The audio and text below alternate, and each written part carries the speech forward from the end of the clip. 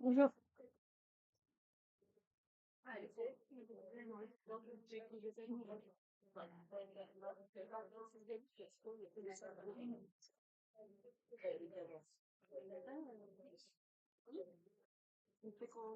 Donc on en était resté là à partir de l'ophiolite d'Aumont. Donc on avait retrouvé la structure classique du plancher océanique tel que vous l'avez vu en première année, des sédiments, des basaltes en coussin, des gabbros lités, des gabbros massifs. Alors ce qu'on va devoir rajouter dans notre modèle, c'est qu'il y a aussi des gabbros lités, donc qui ont une orientation préférentielle tout en étant des roches magmatiques, ce qui prouve bien que c'est pas le critère pour une roche métamorphique, hein, ceux-là sont à structure orientée. Et puis une péridotite un petit peu particulière qui est la harzburgite. Ici à côté, on a rajouté autre chose que l'on va construire à partir des Alpes. C'est pour vous montrer qu'un plancher océanique n'est pas toujours un plancher de type pacifique ou ophiolite de Mont. Ça peut être aussi l'ophiolite des Alpes, qui est très différente, et qui va correspondre, elle, à la dorsale atlantique. Donc en fait, il y a deux types de planchers complètement différents. Et aujourd'hui, ce que nous allons reconstruire, c'est seulement le plancher de dorsale rapide.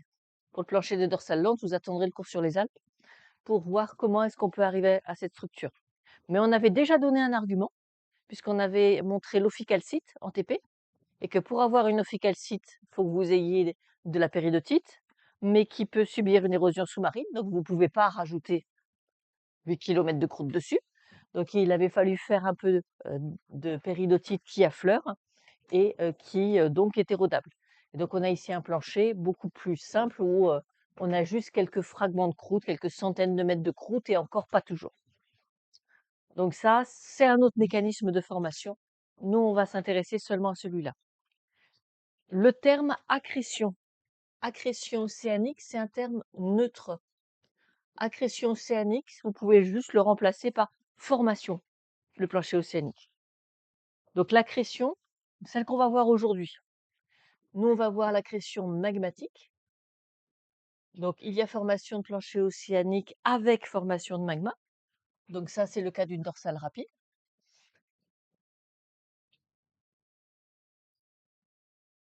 Mais n'allez pas croire que c'est la seule possibilité, hein, puisque on peut avoir formation de plancher sans qu'il y ait de phénomène magmatique majeur. Et à ce moment-là, on va parler d'accrétion tectonique. Et ça, c'est le cas des dorsales lentes. Donc en gros, c'est la différence entre le Pacifique et l'Atlantique.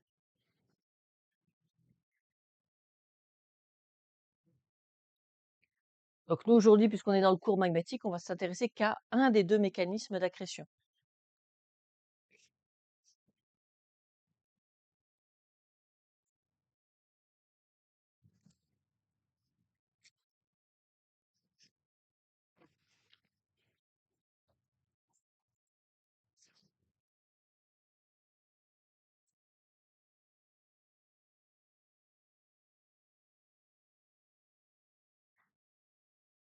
Mais ça vous montre déjà une chose, c'est que c'est pas le magmatisme qui pousse les plaques, hein, comme on entend dire parfois. Pas du tout. Il y a des déplacements de plaques qui font qu'on a une divergence et donc formation de plancher. Il peut y avoir associé à ça du magmatisme en forte quantité ou très peu. Donc c'est pas le magmatisme qui est la cause de la formation du plancher océanique. C'est juste que certains planchers océaniques se forment avec beaucoup de magmatique, d'autres avec presque rien comme magmatisme. Donc essayons de montrer que cet empilement vertical de différentes roches s'explique tout simplement par le fonctionnement d'une chambre magmatique. Donc pour ça, on va dessiner une chambre magmatique. Donc je dessine pas, pardon, on va faire, la dorsale, la chambre magmatique dans son entier. On va faire une symétrie ici pour avoir à dessiner que la moitié. Donc le dépôt de sédiments, ça c'est simple. Au fur et à mesure que le plancher océanique se forme, il y a dépôt, il y a sédimentation. Donc plus on s'éloigne de la dorsale, et plus on va avoir de dépôts sédimentaires qui vont se rajouter les uns sur les autres. Et c'est comme ça d'ailleurs qu'on vient dater les dorsales. On regarde l'âge des terrains sédimentaires les plus profonds, on fait une carotte et on pourra savoir comme ça à quel moment ils se sont formés. Donc vous savez qu'au fur et à mesure que le plancher se forme, il se déplace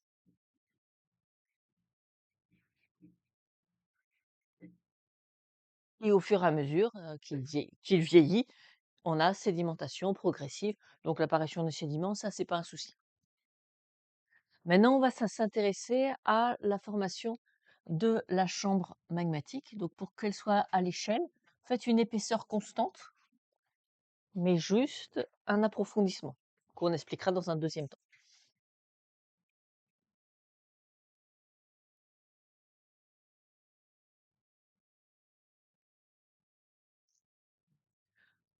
On va se prendre un code couleur pour que ce soit plus simple, parce que là, ils ont fait quelque chose qui est pas terrible. Ils ont mis des petites croix pour le gabbro. Or, quand vous mettez des petites croix, c'est sous-entendu que c'est un granitoïde, donc c'est un peu embêtant. Il n'y a pas de figuré officiel pour les gabbros. Donc, on va se prendre un code couleur pour les gabbros pour pouvoir bien les distinguer des basaltes.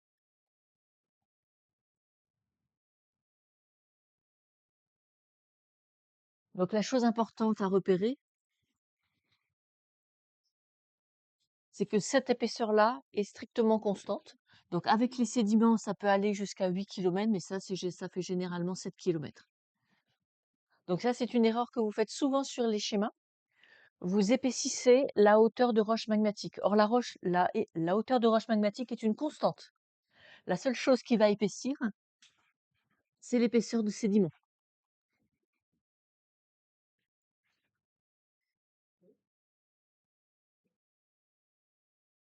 Donc les sédiments, oui, ils peuvent épaissir. Donc effectivement, on peut dire que la croûte épaissit, mais pas par les roches magmatiques.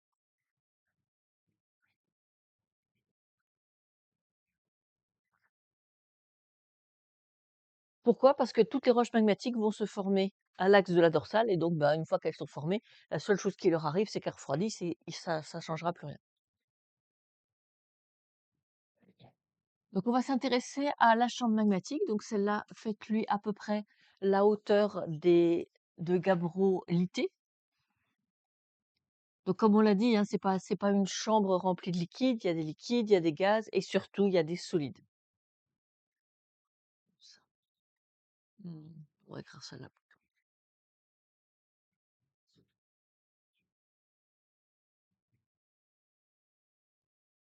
Donc la première question à savoir, c'est pourquoi est-ce qu'on va avoir un magma qui se forme à cet endroit?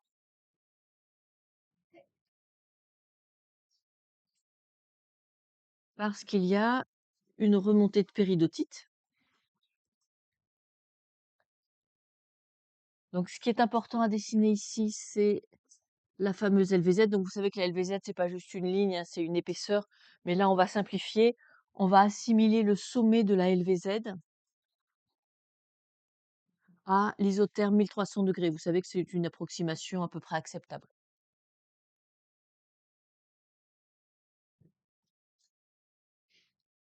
Donc la péridotite, elle a un figuré classique. Et donc si je veux légender au-dessus de la LVZ, mais quand même dans le manteau, c'est quoi? Ce manteau-là, si on veut lui donner un nom,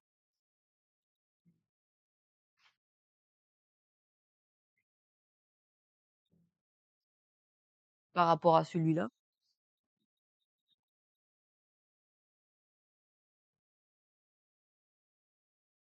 J'aurais dû prendre un café ce matin. Eh, oui. Manteau lithosphérique et l'autre, il s'appelle comment? Asténosphérique.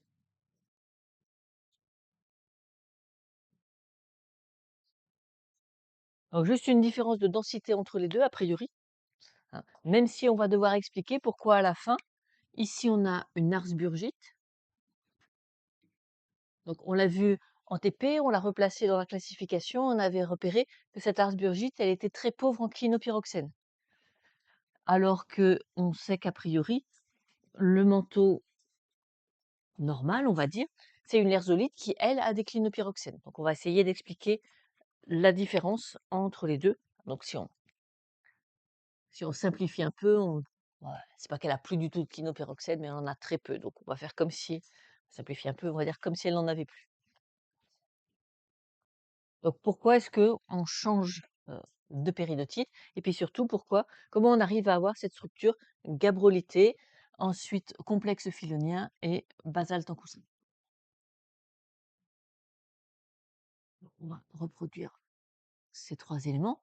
Donc les basaltes en coussin, c'est assez facile, hein, on a vu la vidéo. En fait, dès qu'on a de l'eau qui va arriver au contact, de la lave qui arrive au contact avec de l'eau, ça va donner des coulées de lave au coussin, puis ensuite on a à nouveau une nouvelle coulée de lave, une nouvelle coulée de lave, une nouvelle coulée de lave, et cetera, et cetera, et cetera. Donc pour avoir des basaltes en coussin, il suffit d'avoir des coulées sous-marines. Donc bien sûr, il y en a pas qu'une, hein, ça s'accumule, et c'est pour ça qu'on s on peut avoir, facilement plusieurs centaines de mètres, voire presque 1 kilomètre de basalte en coussin, parce que c'est des multiples coulées sous-marines qui s'accumulent. Bien sûr, si vous avez une coulée sous-marine, c'est que vous avez forcément un filon qui a amené la lave à l'intérieur de cette coulée. Donc ça, c'est la lave qui alimente la coulée sous-marine et qui va faire qu'il y a de multiples coulées sous-marines qui coulent les unes au-dessus des autres. Seulement, ceux qui arrivent en surface au contact de l'eau, ça se refroidit rapidement, donc ça va faire des basaltes. Par contre, ce qui reste coincé dans le filon va cristalliser beaucoup plus lentement, va cristalliser en profondeur. Donc ce qu'on va retrouver à l'intérieur d'un filon, c'est forcément du gabbro. Alors peut-être que les cristaux seront pas très grands, hein, ce sera peut-être du micro-gabbro, mais ce sera entièrement cristallisé parce que lui, c'est du magma qui reste piégé dans les filons et qui va cristalliser beaucoup plus lentement. Cette mention est, pourquoi il y a des gabbros massifs au milieu de ces filons de gabbro?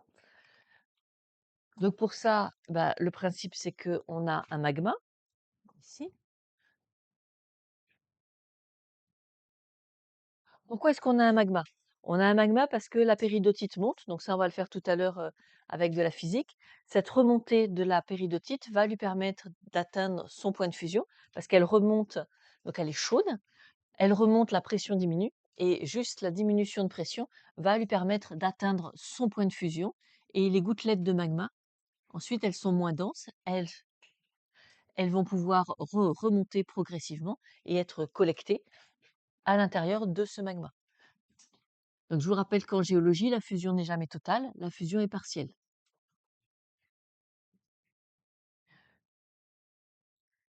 Et ce qui a fondu, le résidu de fusion, migre ensuite sur les côtés. Or, on avait, on avait fait un petit calcul dans le TP, montrant que si on prend de la lherzolite comme roche-mère et qu'on la fait fondre, on obtient une roche qui mérite encore d'être dans la classification des péridotites parce qu'elle a de l'olivine, elle a des orthopyroxènes, mais elle a plus beaucoup de clinopyroxène. Pourquoi? Parce que ce qu'ils font, c'est avant tout les clinopyroxènes. Donc cette roche qui est une péridotite avec très peu de clinopyroxène, c'est ce qu'on a appelé la harzburgite. Donc c'est le résidu de fusion qui flue sur le côté, hein, qui va se déplacer en fluant sur le côté, qu'on qu'on va donc retrouver à la base de l'ophiolite. Les gouttes de magma, elles, au contraire, elles migrent et elles vont être récoltées dans la chambre magmatique. Ensuite, quand le magma refroidit, les premiers minéraux vont pouvoir se former. Donc, on va faire des minéraux de plagioclase, des minéraux de pyroxène. Si je pense qu'il n'y a pas du tout de mouvement de convection dans la chambre magmatique, bah, les minéraux vont tomber au fond. Or, c'est pas ce qu'on voit. Ah, ici, ça a été redessiné. Quand on a des gabrolités, on a plutôt l'impression que ça forme, que c'est un peu arrondi, que c'est plutôt sur les bords. Donc, les géologues ont imaginé autre chose à partir de l'ophiolite d'Aumont. Ils ont dit, mais si on rajoutait des mouvements de convection à l'intérieur, ben, les mouvements de convection viendraient plaquer les minéraux sur le côté. Et donc, bien sûr, on va avoir une orientation préférentielle des minéraux parce que on retrouve les minéraux collés sur les bords de la chambre magmatique. Du coup, ils sont pas tous à l'horizontale, ils sont pas tous tombés en bas, ils sont plutôt collés sur les bords. Et de fait, hein, le litage qu'on voit, il est plutôt comme ça. Et donc, au fur et à mesure que vous allez avoir ça, bah, qu'est-ce qu'on a? On a une roche entièrement cristallisée qui vient de se former sur le côté. Donc ça, en fait, c'est un gabbro. Mais avec orientation préférentielle, parce que dans les mouvements de convection du magma, les minéraux, au fur et à mesure qu'ils se cristallisent, sont déplacés et on les retrouve sur les bords de la chambre magmatique. Donc oui, c'est un gabbro, mais avec une orientation préférentielle. Et en même temps, le magma ne fait pas que de la convection à l'intérieur de la chambre. De temps en temps, il s'injecte aussi. Donc, on va avoir formation de gabbros, mais en même temps que ces gabbros sont formés, bien de temps en temps, ils se fracturent. Et dans la fracture, on va pouvoir avoir injection d'un filon et formation de basalte. Donc, en même temps que la formation des gabbros, sous l'effet de la pression, il y a en même temps fracturation et il y a en même temps formation de basalte. Donc, pour des raisons de densité, l'accumulation de minéraux, ça se fait surtout en bas de la chambre magmatique. Ça ne se voit pas tellement dans la partie haute de la chambre magmatique. Donc, en haut, on va avoir plutôt des gabbros isotropes, dans lesquels il n'y a pas d'orientation préférentielle. Et c'est plutôt vers le bas qu'on a des gabbros lités. Donc, ceux-là, on les a appelés gabbros massifs. Pardon, c'est ici que c'est des gabbros massifs. Ici, c'est des gabbros lités. Et ceux qui sont avec des gabbros massifs mais fracturés, on a appelé ça le complexe filonien. Et puis au-dessus, c'est bien sûr les coulées de basalte, donc ce sont les basaltes en coussin. Et donc au fur et à mesure, ça se crée à l'axe de la dorsale et en même temps, ça migre, hein, ça se déplace et ça s'accumule.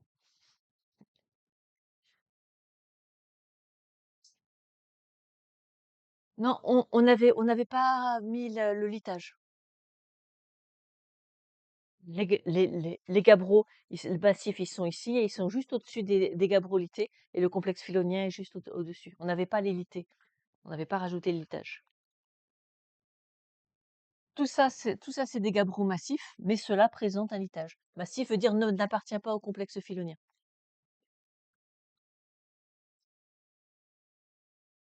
Il manque un truc sur ce schéma. C'est le schéma qu'on fait habituellement en terminale. Pourquoi il va pas pour vous?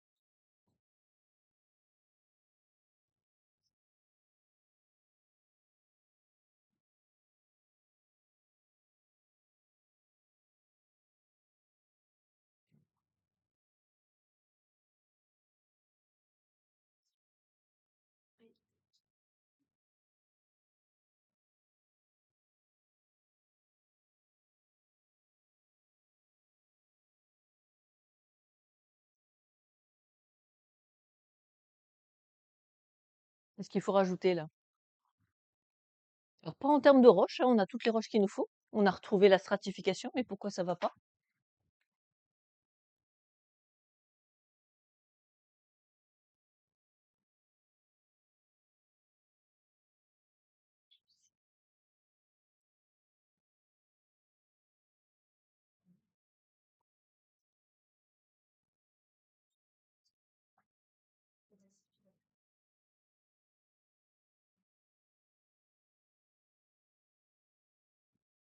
Il manque pas un petit truc là? Un petit fumeur noir? Là, j'ai obtenu des roches magmatiques. Mais en fait, c'est pas vrai. Sur les 4 premiers kilomètres, j'ai des roches métamorphiques. Donc il faut bien que je les métamorphise. Donc, il faut faire circuler de l'eau. Pourquoi il y a toujours de l'eau qui circule? C'est parce que, bien sûr, à l'intérieur la couche des basaltes en coussin, les basaltes, il y a des espaces entre, il y a des fractures. Donc l'eau peut rentrer, elle se réchauffe et elle ressort en ayant solubilisé des métaux. Donc elle va bien sûr passer à travers la couche des basaltes, mais elle va passer aussi en partie dans la couche du complexe filonien.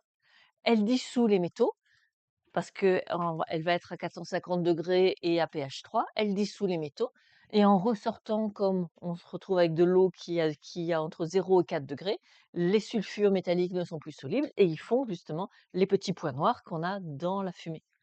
Donc on a toujours systématiquement un hydrothermalisme à l'axe de chaque dorsale. L'eau froide rentre, elle se réchauffe à cause de l'anomalie thermique due à la chambre magnétique et elle ressort à l'axe de la dorsale.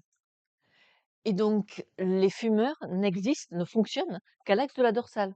Ensuite, on va en avoir des reliques perdues au milieu des sédiments, mais ils ne fonctionnent plus.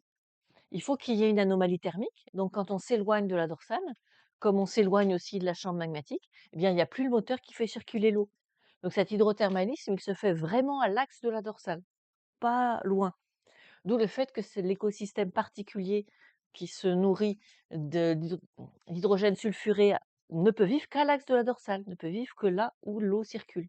Et vous n'allez pas le retrouver plus loin dans ce qui est ici, et qui est la plaine abyssale.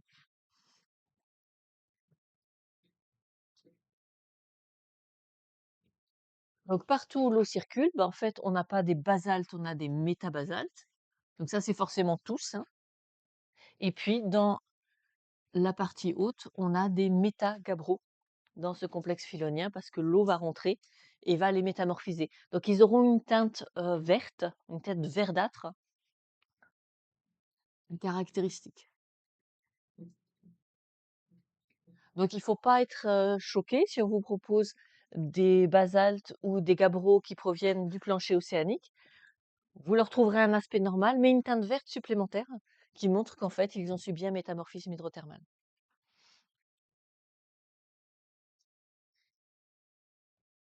Donc ça, on le redétaillera dans le cours métamorphisme. Pour le moment, je détaille pas, sachez simplement que forcément, si vous faites un schéma, il y a toujours de l'hydrothermalisme.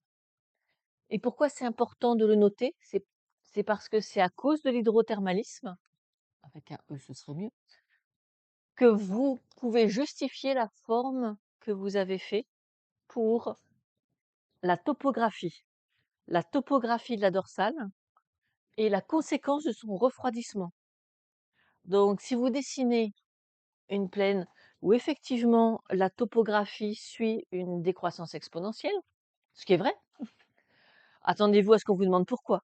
Et le pourquoi, c'est parce que ça se refroidit rapidement grâce à l'hydrothermalisme. Donc si vous dessinez pas l'hydrothermalisme,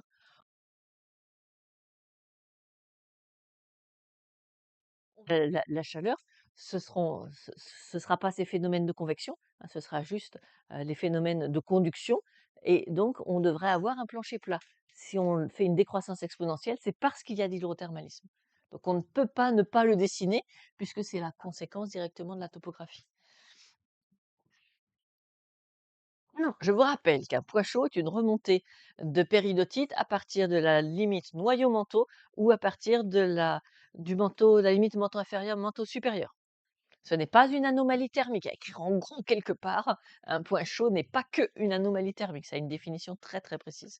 Et donc ça, c'est totalement superficiel. Hein, on va regarder à quelle profondeur ça fond, mais ça fond autour de 70 km. Donc clairement, ce n'est pas un point chaud. C'est beaucoup trop superficiel.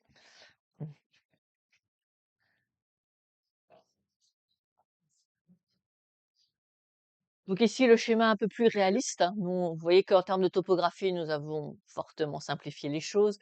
Donc ici, on a toute la série de failles normales qu'on trouve à l'axe de la dorsale pacifique qui a été reproduite avec le complexe filonnier. Donc là, par contre, ils se sont pas vraiment embêtés à mettre les basaltes. Les basaltes en coussin n'ont pas été représentés, donc il faudrait les ajouter au sommet des filons, puisque tous les filons ont donné naissance à des coulées de basalte. Et puis, heu, le la chambre magmatique. Alors ce qui est pas très bien dessiné là, c'est qu'on dirait qu'il y a un gros amas de liquide là qui non, pas du tout, hein, c'est des gouttelettes de liquide qui remontent et qui vont venir s'accumuler dans la chambre magmatique. Donc là, c'est un mélange de solide et de liquide, c'est pas purement du liquide comme c'est dessiné ici.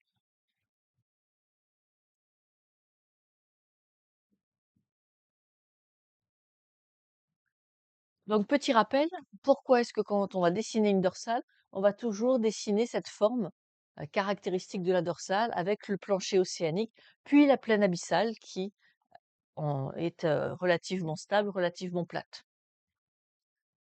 Donc pour ça, vous l'avez vu en première année, ça s'explique par la chaleur et l'isostasie. Il faut que vous ayez les deux. Donc les flux de chaleur, un flux de chaleur très important à l'axe de la dorsale, grâce à l'hydrothermalisme, qui va permettre d'évacuer toute cette chaleur.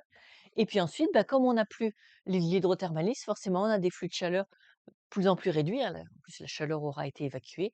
Et quand on arrive sur la plaine abyssale, pourquoi elle est à profondeur constante? Parce que le flux de chaleur est quasiment négligeable. Alors pourquoi c'est important d'avoir le flux de chaleur pour pouvoir comprendre la topographie? C'est que la topographie, elle s'explique par l'isostasie. Donc on dit, mais pas de rapport avec le flux de chaleur. Bah si, parce que le flux de chaleur, c'est ce qui va changer la densité pour la lithosphère océanique.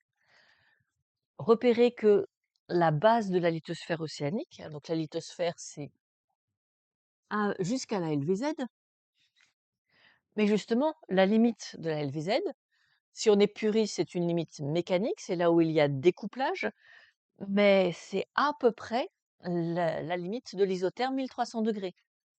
Donc c'est une limite thermique. Plus le système se refroidit, et plus cette limite s'enfonce. Donc l'épaisseur de la plaque, hein, la plaque lithosphérique, la plaque lithosphérique, elle s'épaissit au fur et à mesure que ça se refroidit.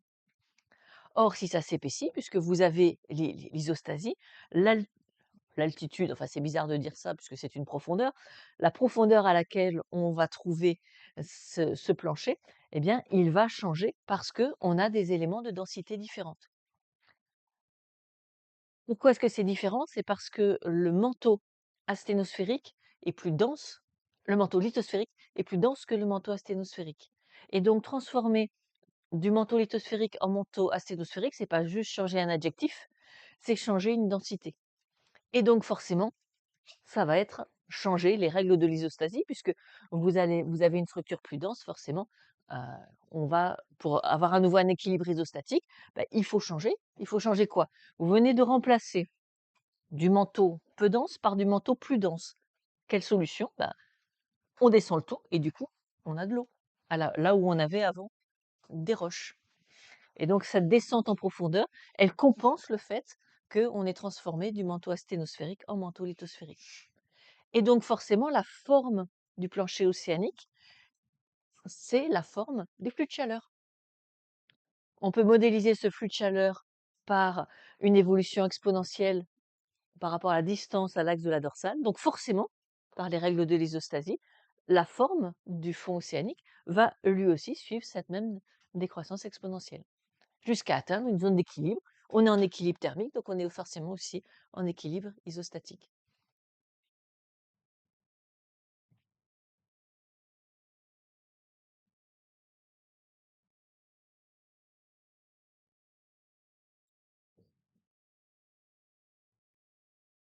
Petit exercice de rappel de première année, une photo assez exceptionnelle qu'on trouve dans les gabrolités de l'ophiolite d'Aumont. Qu'est-ce qu'elle a de spécial, cette photo?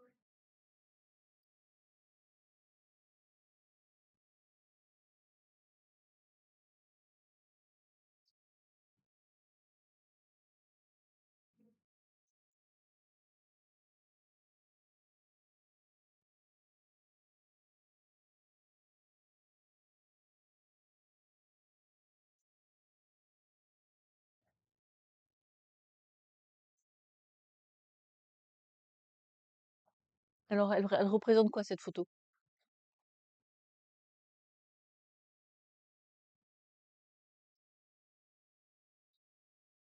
Oui.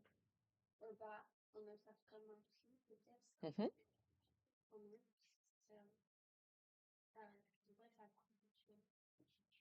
On dirait que quoi? Mmh.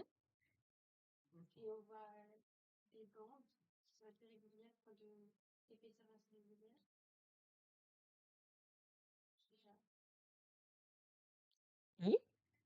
Ensuite, qu'est-ce qu'on en fait une fois qu'on a dit que on observe un pli?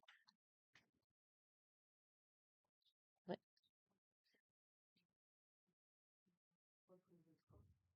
Alors un pli est forcément anisotrope. Mmh. Alors ça va marcher ici, isopaque, anisopaque, ça s'applique à quel type de roche? Isopaque, anisopaque? Plutôt sédimentaire, hein. Là, en fait, c'est le litage. Donc peut-être que le litage en lui-même, au démarrage, présente des variations d'épaisseur. Donc c'est pas forcé les changements qu'on va observer sont pas forcément attribués au pli. Donc moi, je serais prudente avec ça. Donc c'est vrai que ça aurait été un pli d'origine sédimentaire, la première chose qu'on serait allé voir, c'est est-ce que on a une épaisseur constante tout le long du pli? Le pli est isopaque ou est-ce que justement les strates sédimentaires se sont déformées sur les flancs? Généralement, elles s'étirent sur les flancs et à ce moment-là, on aurait un pli anisopaque. Là, c'est un peu plus compliqué, on n'est pas sûr. Qu'est-ce qu'on peut faire d'autre? Oui. Alors là, vous sautez une étape. Avant, qu'est-ce qu'il faut faire? Avant d'avoir les contraintes? Déformation. Déformation, on peut toujours, hein. Ellipsoïde et déformation, c'est purement descriptif. Donc ici, comment est-ce qu'on place l'ellipsoïde des déformations?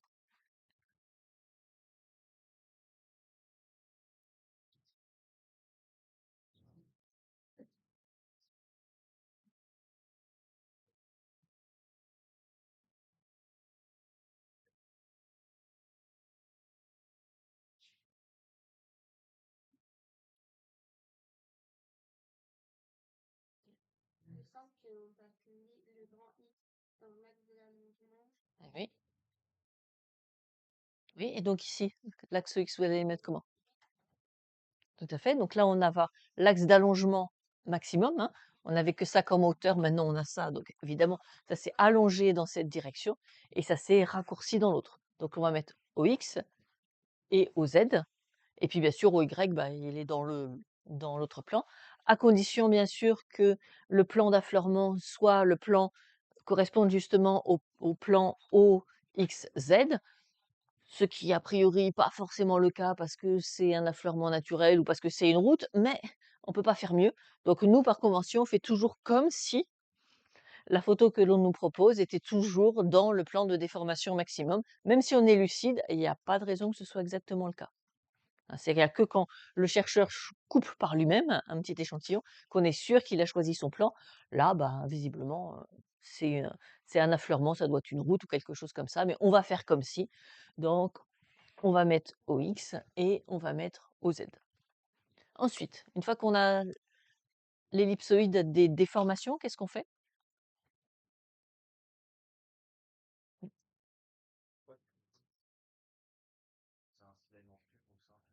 Oui, et ça on fait comment pour savoir si on a eu des phénomènes de rotation ou pas?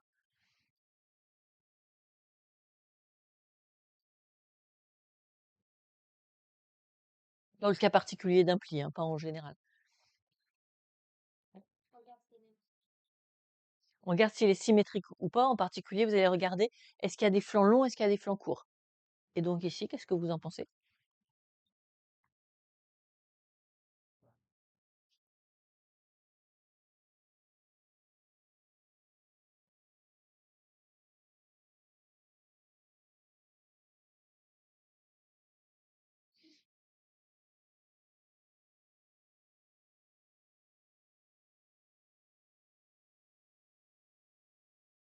On a des arguments pour dire qu'il y a des rotations ou pas?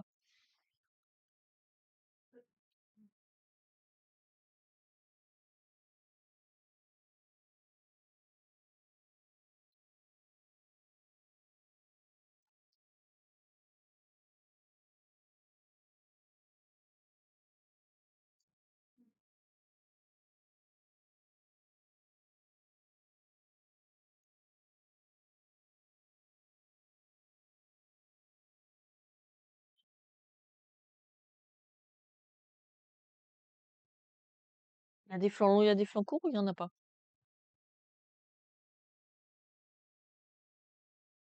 Mmh.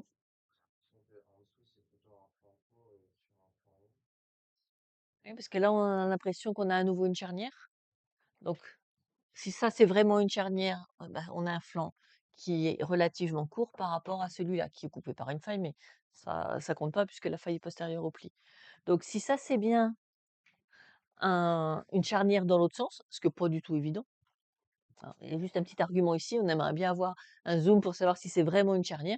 Mais si c'est une charnière, à ce moment-là, on a un flanc court, un flanc long. Donc, on a des phénomènes de cisaillement. Donc, la seule chose qu'on va pouvoir donner, c'est le sens du cisaillement. Mais bien sûr, on ne va pas reconstituer les contraintes. Donc, soyez prudents. L'ellipsoïde des déformations, vous pouvez toujours le donner, hein, c'est purement descriptif. Vous dites dans quel sens la structure s'est allongée, dans quel sens elle s'est raccourcie. Vous pouvez toujours. Par contre, l'ellipsoïde des contraintes, on est très prudent. On cherche avant des indices de rotation.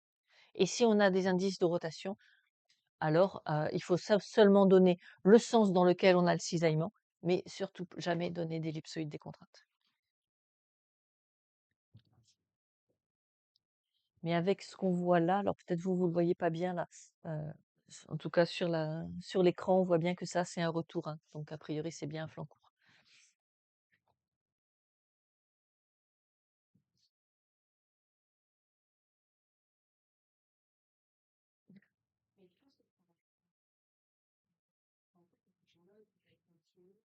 Non, parce que, alors, mais ce qu'il y a, c'est que vous ne voyez pas forcément très très bien vous, mais là, on voit bien la charnière, ici. Bah, parce que si c'est une charnière, le flanc il s'arrête là. Ça veut dire que ça fait ça. Et donc c'est ce flanc-là qu'on va comparer à ce flanc-là pour ce pli-là.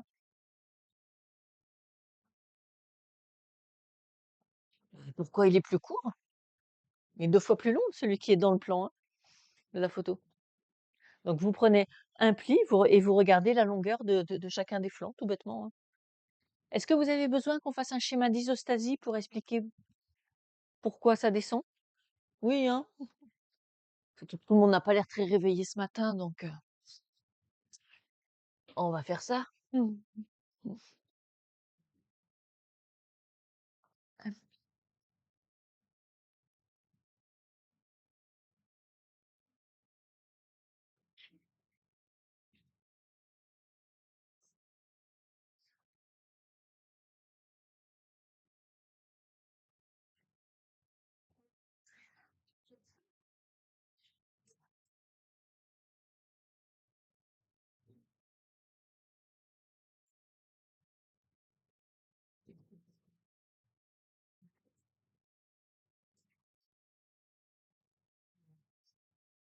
Donc quand on veut dessiner un plancher de la dorsale à la plaine abyssale, on épaissit les sédiments, mais on ne se laisse pas emporter à épaissir tout le reste.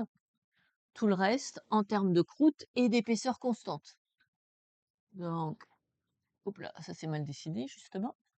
On essaye de faire une épaisseur constante de basalte, une épaisseur constante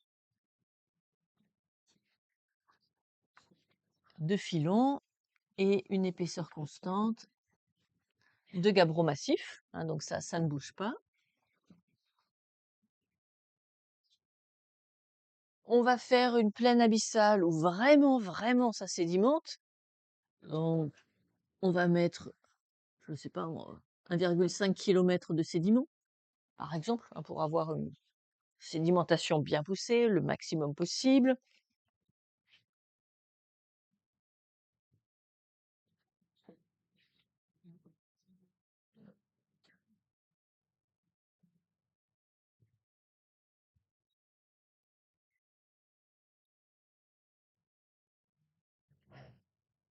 Et donc, la lithosphère, bien sûr, ne l'assimilez pas à la croûte, hein.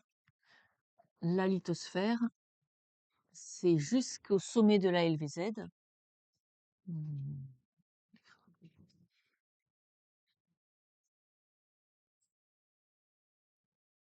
Et donc, c'est jusqu'à l'isotherme 1300 degrés. Et donc, quand on parle de plaque, hein, c'est de ça dont on parle. Plaque, c'est un morceau de la lithosphère qui se déplace sur la sténosphère parce que, ici, pour la sténosphère, c'est la LVZ qui commence, alors bien sûr la LVZ elle est, heu, elle est très épaisse, hein, puisqu'elle est entre 100 et 200 kilomètres. Donc dans la plaine abyssale, on est à peu près à la situation en d'équilibre. Donc ça veut dire que là, on a à peu près, donc c'est pas du tout à l'échelle, hein, on a à peu près 100 kilomètres d'épaisseur et la LVZ, elle terminera à 200 kilomètres d'épaisseur. Donc ça, vous l'avez vu dans le cours sur la rhéologie. La particularité de la LVZ, c'est qu'elle est hyper ductile. Donc avec très très peu de contraintes, elle flue et elle se déforme. Et donc c'est pour ça que la plaque peut se déplacer sur la sténosphère. C'est parce que la LVZ présente un fluage très très très important. Donc c'est le fluage qui fait le déplacement des plaques.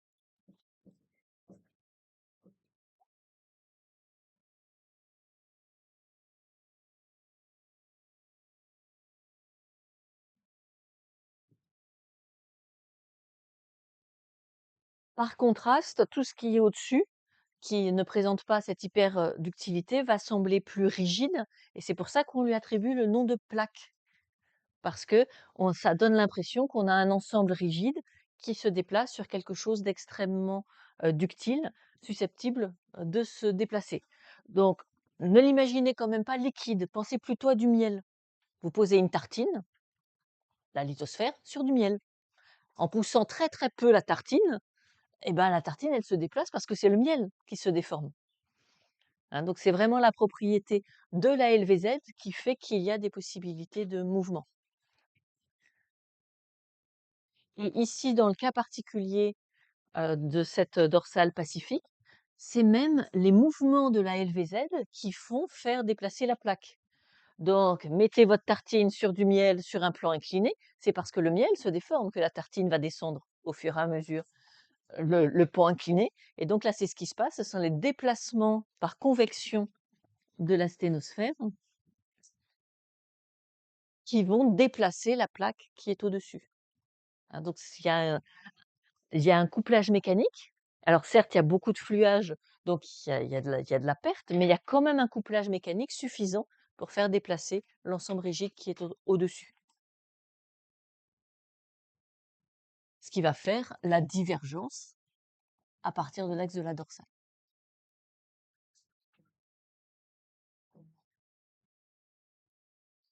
Et donc, je vous rappelle que la dorsale, c'est une limite de plaque.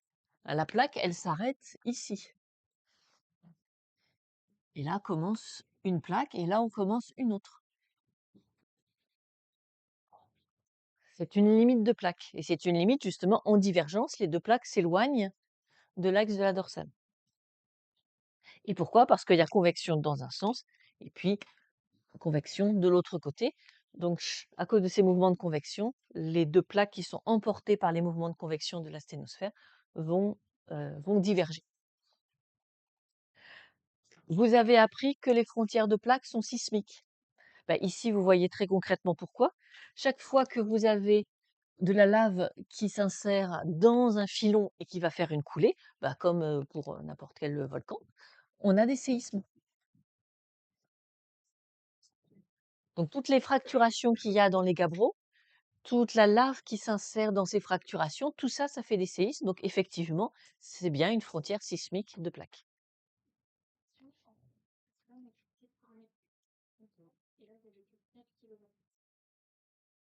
Oh, pardon. Je-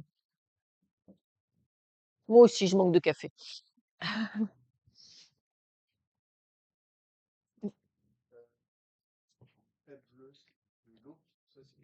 Non, non, non, du magma. C'est l'entrée du... Oups, pas le bon coup. C'est le magma qui s'insère dans les filons et ça, c'est très sismique. Euh, il est probable aussi que l'hydrothermalisme fasse un petit peu de séisme, mais l'essentiel des séismes sont plutôt liés à l'activité magmatique. Donc on retrouve la définition classique pour ça, pour connaître les limites de plaque. Une plaque, c'est un ensemble globalement rigide qui a des frontières qui sont sismiques. et qui ne se déforme que sur sa périphérie. Une plaque est censée ne pas se déformer beaucoup dans son centre, mais se déformer sur sa périphérie. Donc maintenant, ce qu'on va essayer de justifier, c'est pourquoi est-ce que entre l'axe de la dorsale et la plaine abyssale, on a une différence de profondeur qui est de plusieurs milliers de mètres, parce que classiquement, une dorsale, c'est à peu près à 4000 mètres de profondeur, et la plaine abyssale, c'est plutôt 5000 mètres de profondeur. Alors, c'est des valeurs moyennes, hein, ça peut changer un peu. Donc, une grande différence de profondeur, alors on dit bathymétrie, pour quand on est en profondeur, qui va s'expliquer tout simplement par le refroidissement. Donc, pour faire ça, on va prendre une colonne. Bon, on va la prendre une, ce sera plus joli. On prend une colonne. On va la mettre à cheval, ce sera. Et puis, on va en prendre une autre un petit peu plus loin.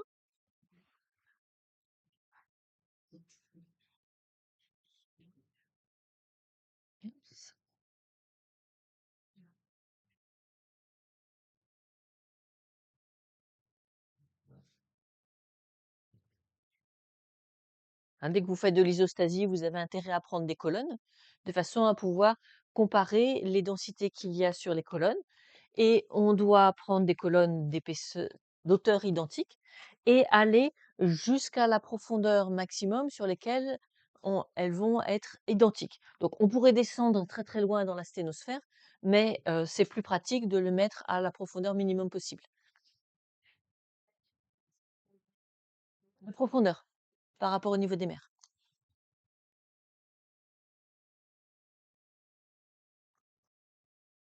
Avec des variations possibles, il y a des dorsales à 3000, il y a des plaines abyssales à 6000.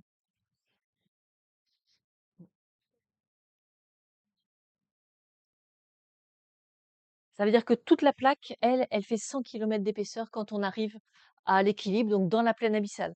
Alors qu'au démarrage, repérez que la plaque, elle ne fait quasiment que 7 km d'épaisseur, puisque au début, ce n'est que la partie magmatique, hein, il y a même pas les sédiments, et l'isotherme 1000-1300 degrés est extrêmement proche de la base de la plaque, donc on a une plaque qui est très faible et qui va avoir une épaisseur qui va augmenter au fur et à mesure du temps. Et justement, c'est cette augmentation d'épaisseur de la plaque qui va faire qu'elle va aussi descendre. Donc pour ça, on a comme changement, donc on a une petite tranche d'eau dans les deux cas, des sédiments. Par contre, ce qu'on va tout de suite enlever par la pensée, parce que ça a quasiment la même épaisseur, eh bien, c'est toute la partie magmatique. Ah, souvent, vous dites, ah, bah là, les roches magmatiques, elles se refroidissent, alors c'est ça qui fait descendre en profondeur. Le changement de densité, c'est négligeable, complètement négligeable. Donc ça va pas faire grand-chose, juste le fait que des basaltes ou des gabbros se refroidissent en soi, c'est vraiment pas ça l'histoire. Alors parfois vous dites: «Bah si, c'est pas ça, c'est, le fait qu'on rajoute plus de sédiments». Alors rajouter des sédiments, ça ne fait qu'amplifier une subsidence. La descente en profondeur, c'est ce qu'on va appeler une subsidence. Donc le fait que ce soit descendu là.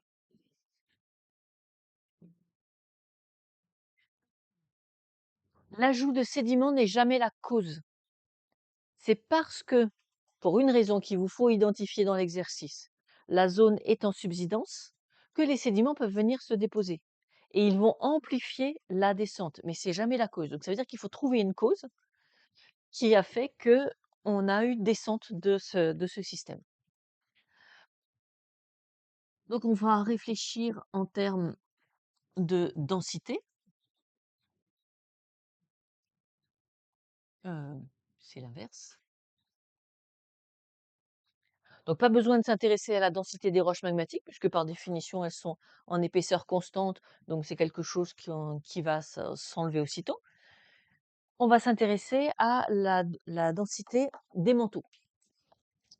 Donc en apparence, on se dit, bah, c'est pas grand-chose, hein, il y en a un qui a une masse volumique de 3,3 grammes par centimètre cube, l'autre 3,25. Bon, bah, avec ça, ça fait pas grand-chose. Mais si, quand même. C'est cette petite différence, c'est ça qui est à l'origine de la subsidence du plancher océanique. Si on se met un code couleur pour la sténosphère,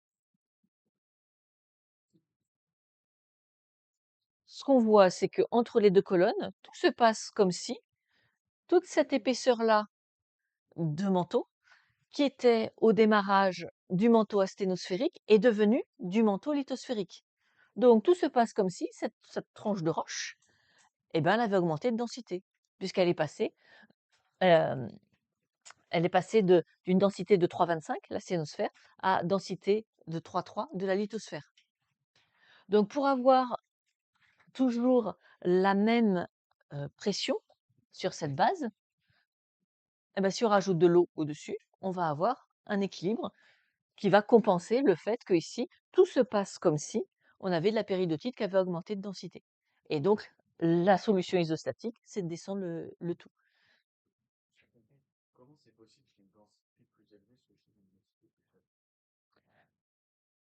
Alors, on n'a pas dit qu'on était dans une situation parfaitement stable. Ici, c'est uniquement cette portion de manteau, certes qui est un petit peu plus dense, mais qui flotte quand même au-dessus parce que, c'est le modèle d'Archimède ne marche pas en fait pour les plaques, hein, si vous regardez bien. Et quand on a, rencontre entre les plaques, elle commence par descendre assez spontanément. Bon ensuite, la suite de la descente en profondeur, c'est du métamorphisme, mais au démarrage, oui, effectivement, on a une petite différence. Mais une différence qui n'est pas suffisante à faire, chuter en profondeur les plaques parce qu'au-dessus et cohérente mécaniquement avec elle, on a aussi de la croûte. Donc en fait, c'est la densité de tout ça qu'il faut regarder par rapport à la densité du manteau.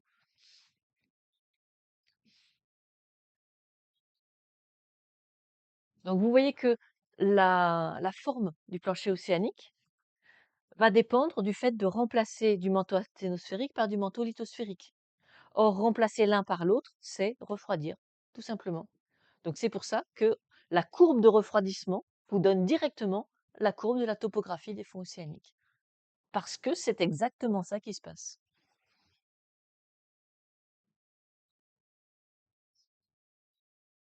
Bah, je vais mettre le titre de l'autre côté parce qu'on n'a plus trop de place.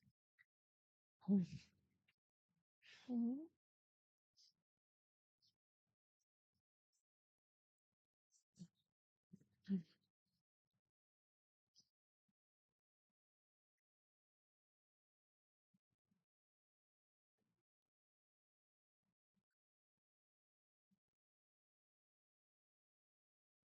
Mhm.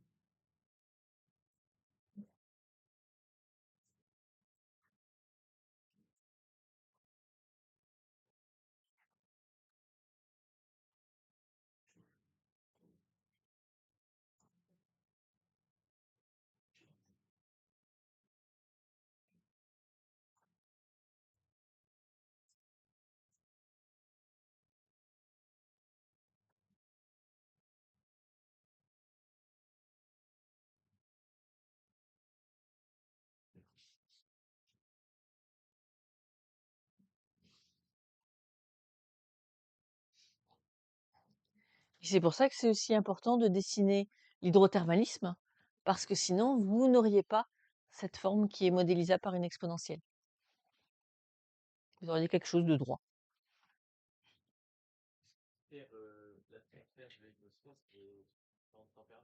Oui, c'est une différence de température. On peut considérer, c'est un petit peu simplifié, mais que c'est à peu près l'isotherme 1300 degrés. Mais vous avez vu que dans votre cours de rhéologie qu'en fait, c'est quelque chose d'un peu plus subtil. Dois-je vous rappeler comment on voit la LVZ dans le cours de rhéologie? Peut-être, hein? J'ai l'impression que c'est pas très clair pour vous. Donc, qu'est-ce que c'est que vraiment la LVZ? Ce n'est pas l'isotherme 1300 degrés. Ça, c'est la version pour lycéens. Mais vous savez ce que c'est. Vous avez établi le profil rhéologique de la lithosphère océanique. Donc, un profil rhéologique, on met l'écart entre sigma 1 et sigma 3, ce qu'on appelle le déviateur des contraintes,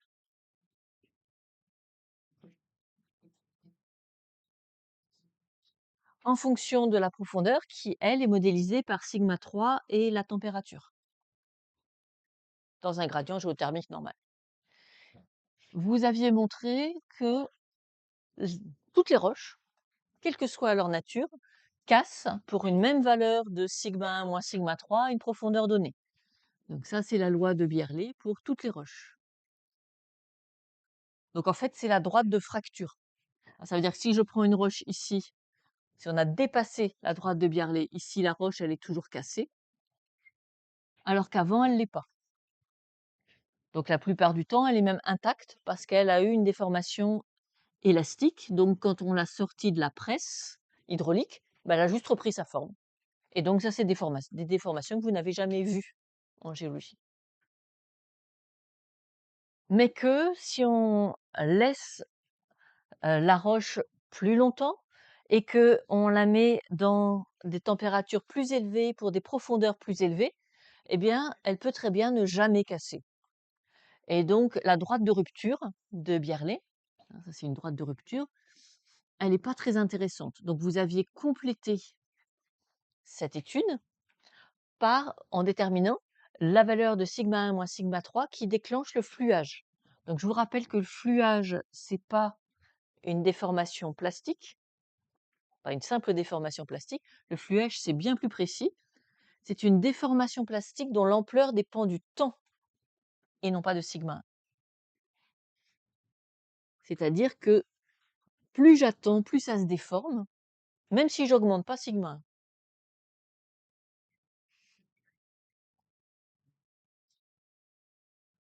Donc là, on est sur des déformations continues, au contraire, hein. On est sur des déformations continues.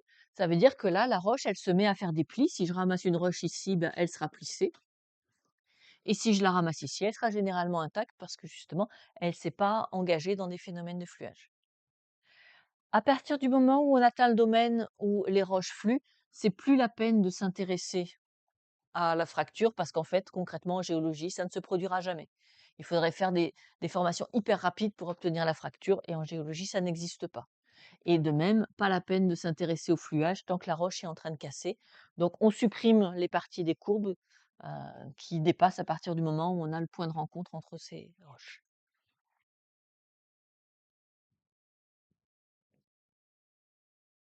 Vous ferez attention dans les exercices. La loi de Byerlé, c'est pour toute roche. Donc, elle, on s'embête pas. On va pas se demander, bah tiens, est-ce que ce sont des sédiments? Est-ce que ce sont des basaltes en coussin? Est-ce que ce sont des gabbros massifs? Est-ce que ce sont des gabrolités? On s'en fiche. Donc, tous les petits détails de la croûte, là, aucune importance. Toutes ces roches, la fracture de ces roches est modélisée par la même droite. Ce qui fait que ça veut dire que la faille peut recouper toutes ces roches. Puisqu'elles ont les mêmes propriétés mécaniques, elles vont toutes casser de la même manière, en un bloc. Ce qu'on a vu, les gabbros, ils sont fracturés et ça fracture tout l'ensemble. En dessous, qu'est-ce qu'on a? On a de la péridotite. Oui, bon, bah, on s'en fiche. C'est une roche, elle casse comme toutes les autres. C'est pas parce qu'on a le mot ici que ça va changer quoi que ce soit. Donc, on continue sur la loi de Byerlé. Par contre, quand on atteint le fluage, là, il faut vraiment savoir quelle est la roche là auquel je m'intéresse. Donc, j'ai dépassé le mot, donc il faut que je prenne la loi de fluage correspondant à la péridotite. La péridotite, c'est une roche avec plusieurs minéraux, donc ça, la plupart du temps, on ne sait pas faire. Donc, on approxime la loi de fluage d'une vraie roche par son minéral le plus fréquent.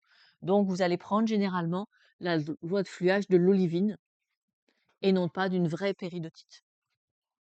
On fait une petite approximation à ce niveau. Donc, puisque je suis dans le manteau, c'est celle-là que je prends. Donc là, il faut faire attention de bien prendre celle qui correspond vraiment à la roche sur laquelle vous travaillez.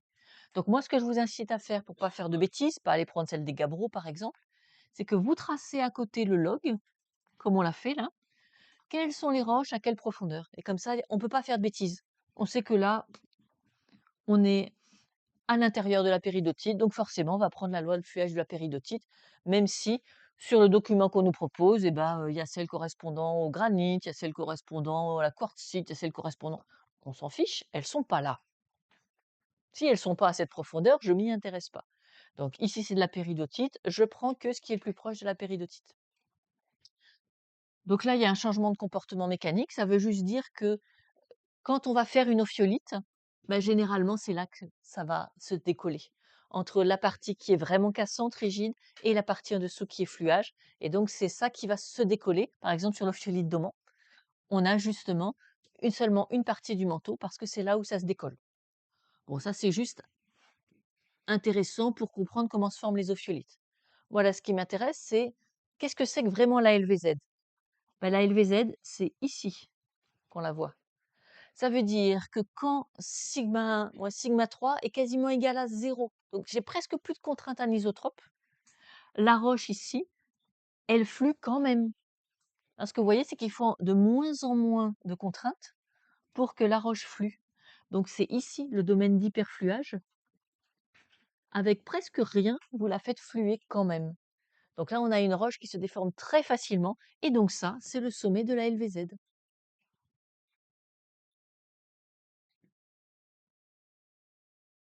Et vous retournerez voir votre cours de première année, vous verrez que ça, c'est à peu près à 100 km. Et donc, c'est comme ça, normalement, qu'on définit la LVZ. Pourquoi? Parce que la LVZ, c'est ce qui ralentit les ondes sismiques. Pourquoi ça ralentit les ondes sismiques? Ben, justement, parce que ça fait du fluage. Et donc, on a quelque chose de plus visqueux que solide, et donc la transmission des ondes sismiques est ralentie. Et donc, c'est le fluage qui définit la LVZ.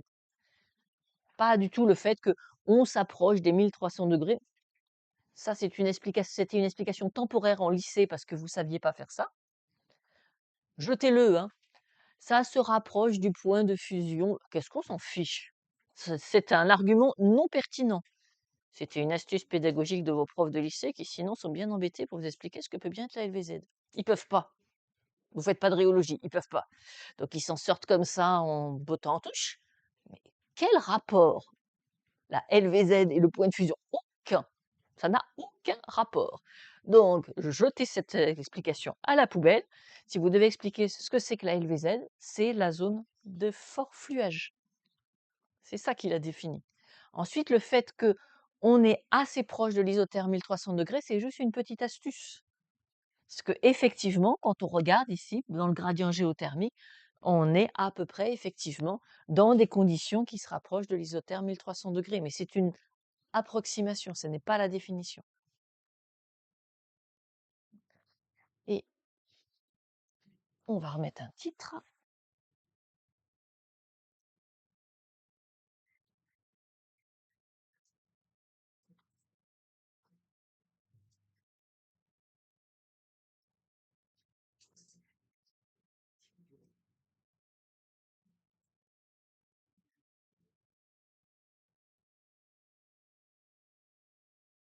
Donc, quand vous avez un profil rhéologique, pensez à bien commenter, hein, que ici vous arrivez à voir la base de la plaque.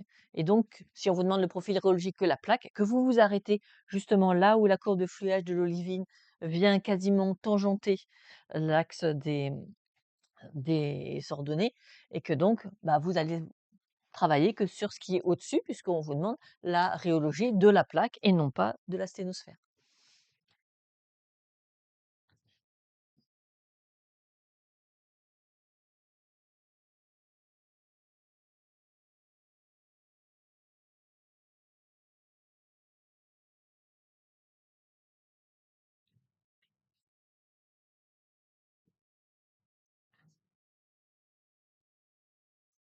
Refermons la parenthèse. Donc, premier site d'émission des magmas, dorsal. Autre site d'émission des magmas, les arcs insulaires. Donc ça, on va redétailler avec le cas des Antilles dans le dernier cours. Et les cordillères. Et dans les deux cas, en fait, c'est des zones de subduction. Et donc, ça, on l'a vu dans le cours sur les risques, le volcanisme, le magmatisme en général, associé aux zones de subduction, c'est à la fois des ressources, mais c'est des zones, des très très gros risques.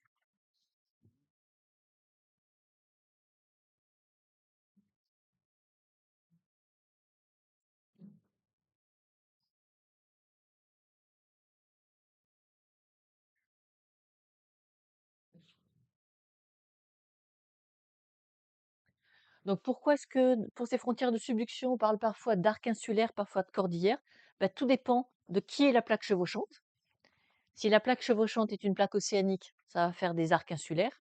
Si la plaque chevauchante est une plaque continentale, ça va faire des chaînes de montagnes en bordure d'un continent, et donc c'est ce qu'on va appeler une cordillère. Donc il faut savoir faire un dessin de subduction océan-océan. Hein, vous voulez toujours faire des dessins de subduction océan-continent, quel que soit l'exercice qu'on vous donne? Ben non, si c'est un exercice sur les Antilles, faites bien une plaque chevauchante dans laquelle la croûte n'a pas plus que 8 kilomètres d'épaisseur, hein, puisque c'est forcément une plaque océanique qui est présente, sous laquelle plonge une autre plaque, océanique aussi. Et donc au-dessus, on va avoir du volcanisme. Donc ça, on l'expliquera grâce au cours métamorphisme, parce que c'est le métamorphisme qui est à l'origine du volcanisme heu, dans un contexte de subduction. Et nous, on va étudier l'arc des Antilles. L'arc des Antilles provient justement d'une subduction de la plaque atlantique sous la plaque caribéenne. Et c'est ça qui fait cet arc des Antilles dans lequel on va trouver la Guadeloupe et la Martinique. Subduction océan-océan, ça généralement vous connaissez beaucoup mieux. Donc c'est une plaque océanique qui place sous une plaque continentale avec du volcanisme et avec donc une chaîne de montagnes côtières, une cordillère. Et on en avait parlé parce que ce magmatisme, c'est ce qui crée des gisements de cuivre. Alors, on a beaucoup de gisements de métaux sur ces cordillères. Mais les 2 sont associés à des risques puisque, les volcans en zone de subduction, c'est ce qu'on appelle les volcans gris, et c'est justement ces volcans qui émettent les nuées ardentes, qui émettent les cendres, et cetera.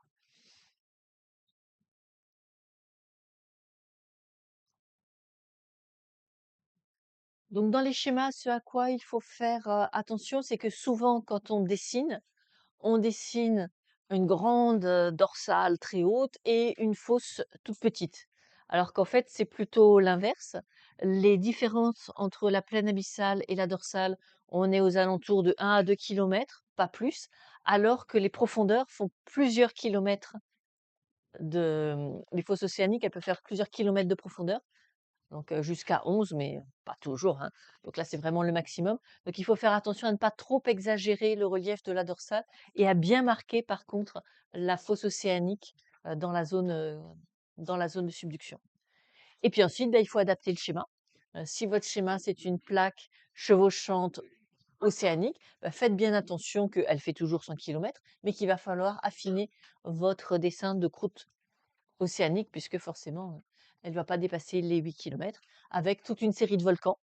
Et c'est ça qu'on va appeler l'arc insulaire, c'est la série de volcans qui se forment à distance de la fosse océanique. Et puis, ça, c'est bien plus familier. On a donc sur une zone continentale, on a une montagne avec des volcans. Donc, on a une cordillère. Donc, ce que vous voyez en commun sur ces deux schémas, mais que nous n'allons pas commenter plus que ça dans ce cours, c'est que on a une distance entre la fosse et le volcan, que cette distance est une constante. Parce que le volcanisme ici, il est déclenché par de l'eau. L'eau provenant de la plaque plongeante, c'est ça qui va déclencher le magmatisme. Et donc, il va falloir atteindre une certaine profondeur pour qu'il y ait des réactions chimiques, donc du métamorphisme, qui libèrent des groupements alcool et qui induisent le magmatisme. Donc, c'est pour ça qu'il y a toujours une distance entre la fosse et que cette distance, elle est fixe, hein. Donc l'arc des Antilles, elle a exactement la forme de la fosse, en décalé. Et c'est quelque chose que l'on aura toujours, hein. Cette série de volcans, ils sont tous à même distance de la fosse. Par contre, si on va ailleurs, la distance entre la fosse et la série de volcans peut être rapprochée ou peut être éloignée, parce que ici, le pendage de la plaque plongeante peut être remonté ou redescendu. Et donc ça va changer, bien sûr, l'endroit à lequel on va avoir ce métamorphisme déshydratant qui produit de l'eau. Mais pour une zone donnée, la distance entre la fosse et les volcans est toujours constante.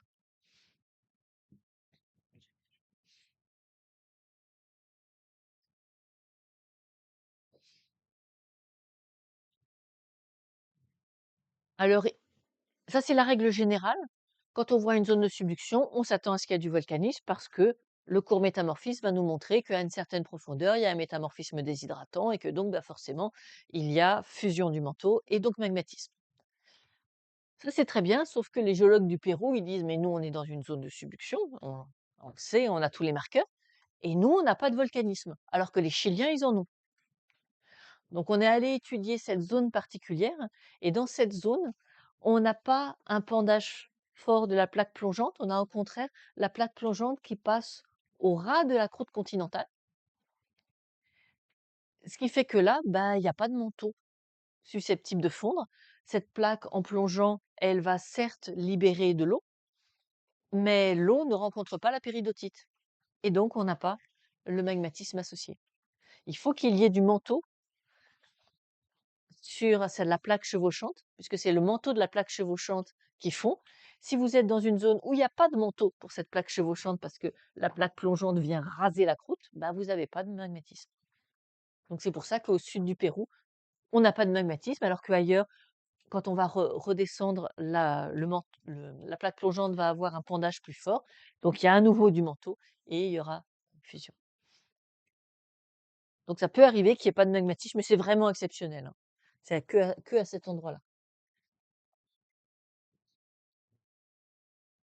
Tout autour du Pacifique, on a que des zones de subduction. Donc vous avez peut-être entendu l'expression ceinture de feu du Pacifique. C'est parce que tout le tour du Pacifique est en fait euh, recouvert de volcans et qui sont tous des volcans de subduction et que donc qui sont tous des volcans surveillés, puisque ce sont des volcans extrêmement dangereux. Ils sont visqueux, donc ça il va falloir qu'on l'explique, hein. Pourquoi est-ce que les volcans de subduction sont ces volcans gris avec du magma visqueux, avec des gaz? Et donc susceptible d'émettre, des nuées ardentes. Donc pourquoi est-ce qu'on peut associer un contexte géodynamique finalement à un risque?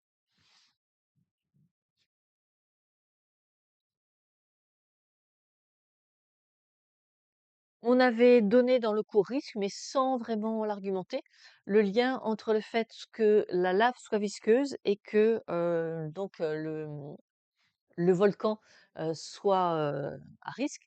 Donc dans les zones de subduction, on va avoir ces volcans explosifs avec des laves visqueuses. Donc concrètement, comment est-ce qu'on va modéliser la viscosité?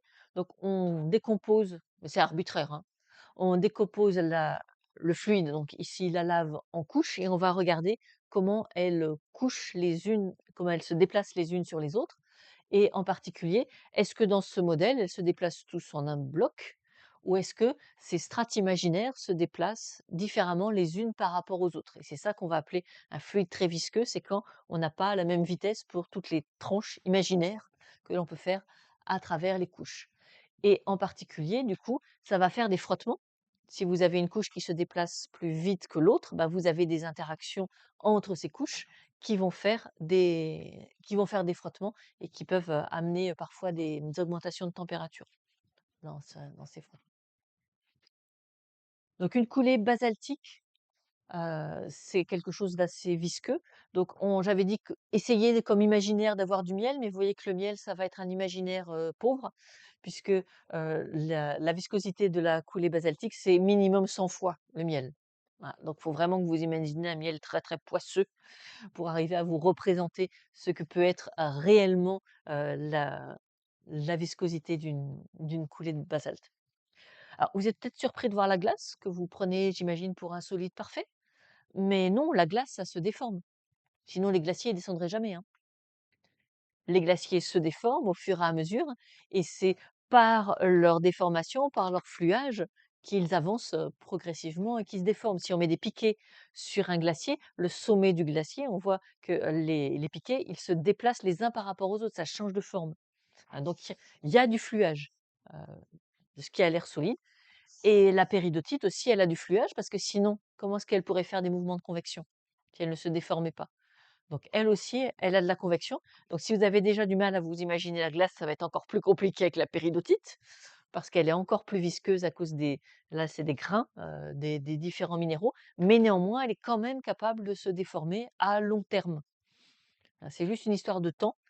Les géologues disent que si on prend le temps de la géologie, tous les solides se déforment par fluage. Absolument tout. Toutes les roches finissent par se déformer par fluage.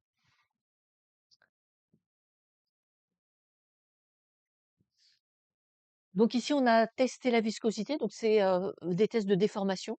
Est-ce que le matériau se déforme ou pas, en fonction de la température, mais surtout, nous, ce qui nous intéresse, en fonction de la teneur en silice. Donc c'est des expériences pas très faciles à faire, vu les températures, hein. Il faut tester des déformations, mais à des températures supérieures à 1000 degrés, donc ça demande des équipements, mais on y arrive quand même. On regarde la capacité du liquide à venir prendre une certaine forme. Hein, c'est vraiment un bon indice de viscosité. Et donc, ce qu'on voit, c'est que le basalte, aux températures auxquelles il est émis, donc aux alentours de 1100, 1200 degrés, il a une viscosité qui est relativement faible. Donc lui, il va vraiment couler. Hein, là, l'imaginaire du miel n'est pas si mauvais. Par contre, l'andésite, si elle était émise à la même température, elle serait déjà beaucoup plus visqueuse. Mais en plus, elle va être émise à des températures plus froides. Parce que c'est, on avait évoqué les phénomènes de cristallisation fractionnée. Au fur et à mesure qu'un magma se refroidit, il va donner des laves de plus en plus acides. Donc ça veut dire que ce graphique, il ne faut pas le lire en vertical, il faut le lire en diagonale. Parce que l'andésite, elle va être émise à des températures plus froides que le basalte. Et c'est encore plus vrai pour la rhyolite. Donc dans la situation réelle, on va avoir une augmentation très très importante de la viscosité parce que non seulement en soi c'est plus visqueux, mais parce qu'en plus ils sont émis à des températures plus froides. Donc, donc ça va nous expliquer pourquoi on peut avoir des coulées de basalte, encore des coulées d'andésite, mais elles vont pas aller bien loin les coulées d'andésite, et que vous n'aurez jamais de coulées de rhyolite. Hein, ça c'est une aberration de parler de coulées de rhyolite. Ça coule pas, ça coule vraiment pas. Donc là, c'est ce qu'on a expliqué pour faire des dômes, ça monte et ça fige, ça ne peut pas couler.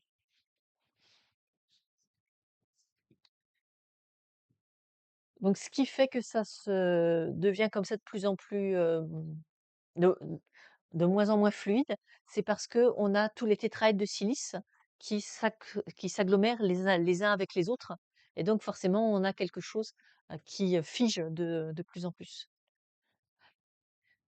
C'est en soi, ça explique juste la morphologie des volcans, mais le problème, c'est les gaz. Plus vous avez quelque chose de fluide et plus les gaz arrivent à s'échapper. Donc oui, on a vu qu'il y avait des basaltes bulleux. Mais les basaltes bulleux ont laissé partir l'essentiel des gaz avant de figer et d'avoir ces aspects en bulle. Alors que dans l'andésite, on voit aussi beaucoup de bulles, mais une partie des gaz reste à l'intérieur de cette andésite. Et la rhyolite, le problème, c'est que la plupart du temps, les gaz ne s'échappent même pas, et c'est pour ça que ça explose. Donc il y a des possibilités déjà d'explosion avec des volcans andésitiques, parce qu'il y a, et donc avec émission d'énormément de cendres. Et avec la rhyolite, quand on atteint le stade rhyolitique, il est vraiment à craindre que le volcan explose. Donc ce qui va faire la dangerosité, c'est la teneur en gaz, et c'est pour ça qu'on va aller essayer de récupérer des fumerolles, voire même d'échantillonner un petit peu de lave quand c'est possible, de façon à avoir une idée de la teneur en gaz, pour avoir une idée du risque d'explosion. Parce que de la rhyolite avec très peu de gaz, ça va juste faire un dôme, finalement c'est pas du tout dangereux. Mais de l'andésite avec beaucoup de gaz, ça peut faire une explosion. Donc, c'est pas seulement la viscosité qui est un facteur de risque, c'est surtout la viscosité et les gaz. Il faut additionner ces deux facteurs pour pouvoir prédire le risque d'explosion.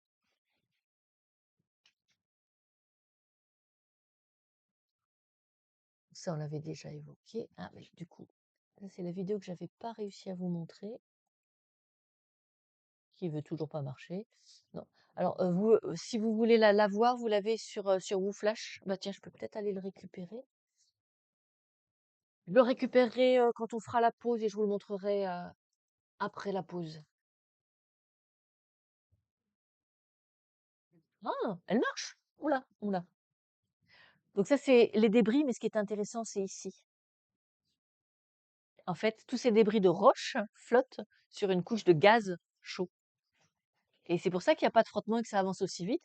Donc là, ils ont fait une rampe et ils envoient une coulée pyroclastique reconstituée avec une caméra à haute résolution, de façon à essayer de mimer, alors vous voyez bien la différence d'échelle, hein, une vraie nuée ardente, et ils ont déjà besoin de tout un hangar pour faire une mini, euh, une mini nuée ardente et surtout pour voir vous voyez, hein, ça frotte pas du tout à l'arrivée. Ça va extrêmement vite parce que on a l'impression que ça flotte sur le support et pourquoi ça flotte? Bah, à cause de la couche de gaz qui est là. C'est pour ça que ça va aussi vite.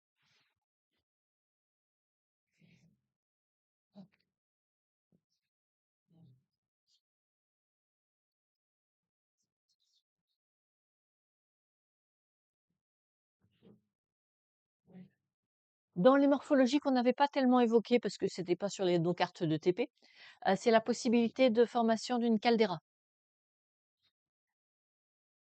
Donc une caldeira, c'est juste, l'effondrement du volcan sur lui-même qui crée un trou et ben, en espagnol, ils ont trouvé que ça ressemblait à un chaudron, là, le grand trou qui est créé après, qu'un volcan se soit vidé et donc bah, comme c'est les premiers à avoir utilisé le nom, bah, c'est resté. Alors généralement, il faut quand même une grosse éruption pour que le volcan s'effondre sur lui-même, hein. C'est vraiment des éruptions, intenses. Donc c'est arrivé au Piton de la Fournaise, une très forte éruption avec, vidange probablement de toute la chambre magmatique et du coup le volcan s'est effondré sur lui-même et a fait une petite caldeira. Donc on les retrouve assez souvent et parfois elles sont, les vieux volcans, ça peut être occupé par la mer et donc la difficulté, ça va être de reconstituer l'ensemble du volcan, sachant qu'une partie du volcan a disparu, hein. Là, on a une caldeira et donc là, on a l'île de Santorin qui était un volcan et son ancienne caldeira, le tout réoccupé par la mer et donc on imagine, mais ça reste, un peu, controversé que, c'est l'effondrement de cette caldeira qui a fait un immense tsunami et qui a fait disparaître la civilisation minoenne de l'île de Crète, qui donc ayant disparu est restée sous forme de légende et ensuite que les Grecs ont réécrit sous forme de toutes les légendes grecques, qui sont en fait minoennes, qu'ils ont réécrit de cette civilisation disparue.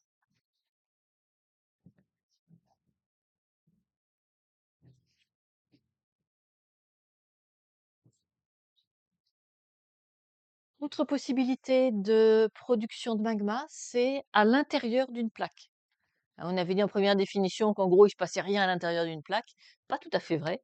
Il peut y avoir du magmatisme à l'intérieur d'une plaque. Donc, deux grandes possibilités. Les points chauds, parce que eux, ils sont fixes. Donc, comme les plaques se déplacent par rapport à eux, ben, tôt ou tard, ça finit par être au milieu de la plaque. Ou, autre possibilité, des rifts continentaux qui peuvent aller jusqu'à fracturer les plaques. Hein, donc, jusqu'ici, on était sur le magmatisme de frontière de plaque. Là, on est au contraire sur le magmatisme intraplaque.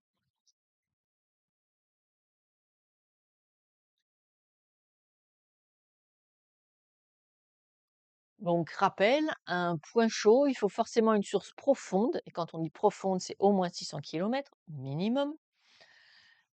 Et surtout, il faut que vous puissiez vous assurer qu'il n'a pas bougé dans l'espace depuis plusieurs dizaines de millions d'années.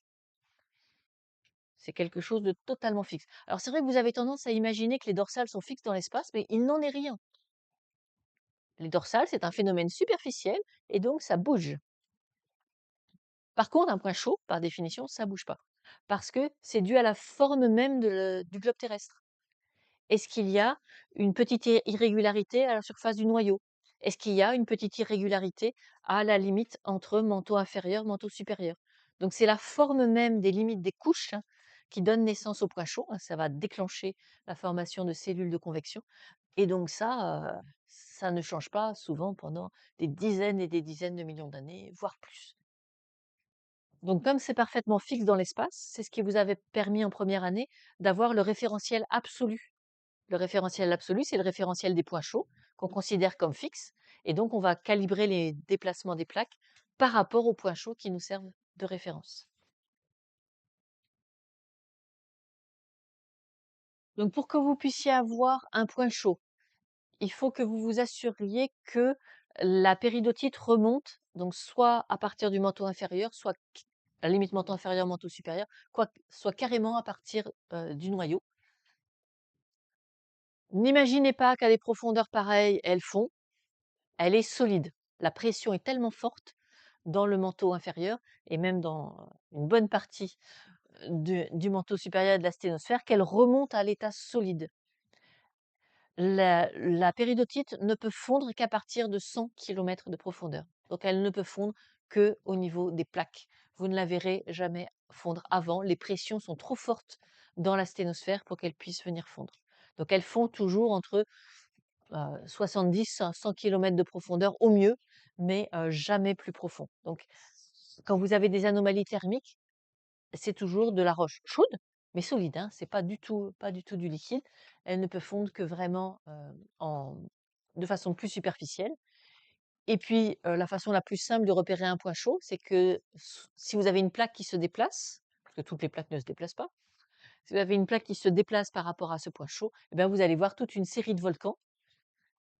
Alors on dit habituellement alignés, disons presque alignés, parce que si on dit aligné, c'est qu'on est sûr que la plaque a fait un mouvement linéaire. Mais parfois, il arrive des choses plus compliquées et la plaque, elle peut tourner. Donc, vous aurez certes des volcans qui sont selon une courbe, mais pas forcément toujours une droite, hein. Ça va dépendre du mouvement de la plaque elle-même. Mais ce qui doit absolument exister, c'est un gradient d'âge. Sinon, vous n'avez pas de raison de proposer une hypothèse de déplacement d'une plaque par rapport au point. Donc, dans votre argumentaire, commencez par le gradient d'âge, le fait qu'ils sont tous sur une courbe et déduisez-en le mouvement de la plaque.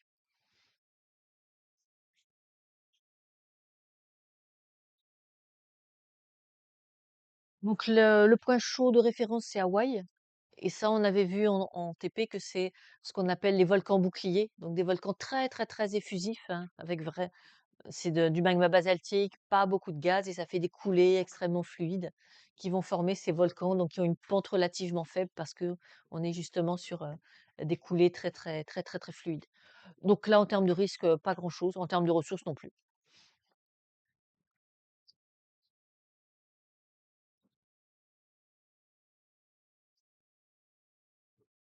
Autre possibilité intraplaque, la formation de rifts continentaux. Donc vous ferez attention que le terme de rift est utilisé dans deux contextes complètement différents. Quand on parle de rift océanique, on est en train de parler de quoi en fait?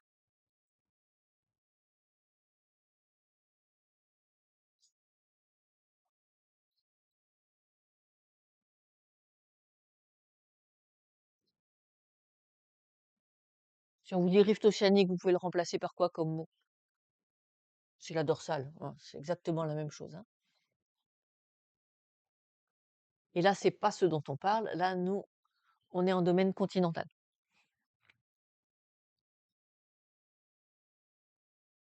Alors pourquoi utiliser deux mots pour deux choses différentes?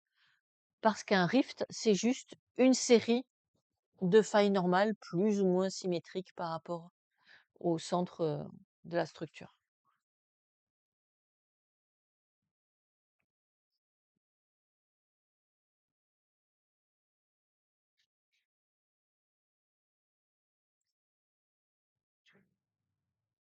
Ici, à quoi vous reconnaissez que c'est des failles normales?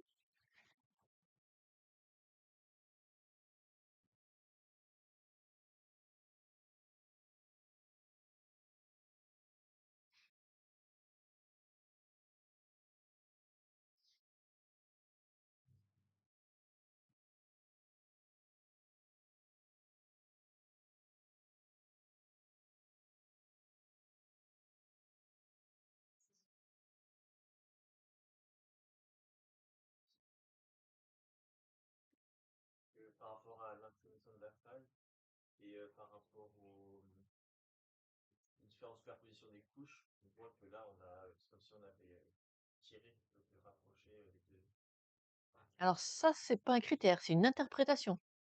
Parce qu'on ne tire pas, on voit un objet. Donc comment est-ce que tu pourrais changer ton argumentaire à partir de ce qu'on voit simplement? Parce qu'il existe des failles normales en domaine de compression. Tu comprimes dans une direction, ça peut faire des failles normales selon sigma 3, hein. Donc vous avez un peu trop tendance à dire: «Oh, c'est un contexte d'extension». Ben, j'en sais rien, moi je vois des failles normales dans à peu près tous les contextes, hein. Mais concrètement, tu as parlé de niveau, tu as parlé d'angle.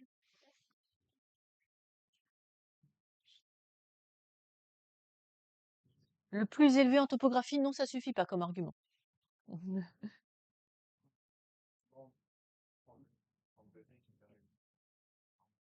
Alors ça permet de dire que ça s'est créé sous forme de faille normale, si le pendage, donc toujours par rapport à l'horizontale, est à 60°, ou ça s'est créé en faille inverse si le pendage est de 30°.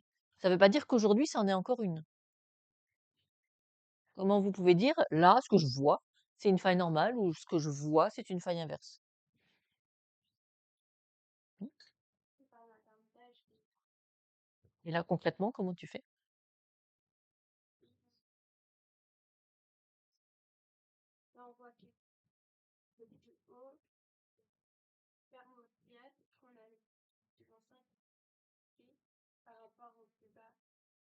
Mmh, tout à fait. Donc vous prenez un niveau repère de votre choix. Moi, je préfère le jurassique, chacun le sien, hein. On prend le niveau de repère que l'on souhaite. Et si le long de la faille, effectivement, on a ce niveau-là qui est descendu le long de la faille, alors c'est normal, hein, ça a l'air de suivre la gravité, donc c'est une faille normale. Donc prenez un niveau repère et regardez si vous avez une descente, c'est-à-dire que sur une même verticale, je ne vais jamais retrouver 2 fois le même niveau repère.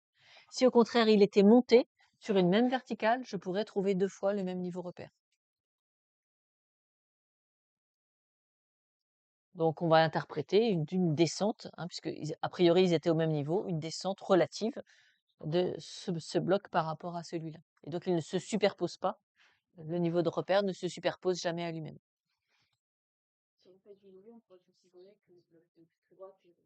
Tout à fait. Et donc celle-là, comment il faudrait la qualifier? Mmh. Tout à fait. Donc c'est pour ça que vous voulez toujours trouver associer une faille à un contexte, jamais. Pour savoir dans quel contexte on se trouve, on ne prend pas une faille, parce que sinon, si je prends celle-là, je dis compressif. Si je dis celle-là, je dis extensif. Vous prenez la totalité des failles.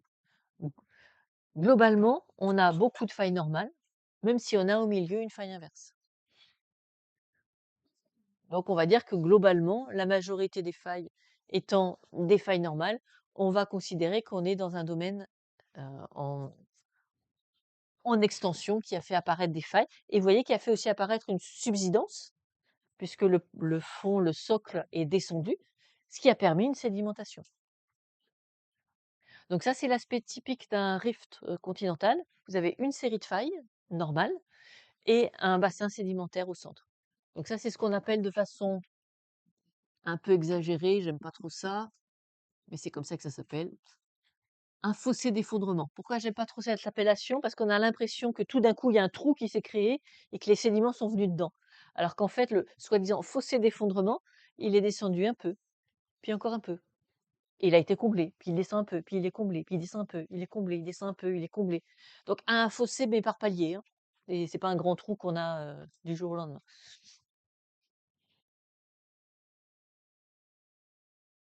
Vous en connaissez des rifts continentaux?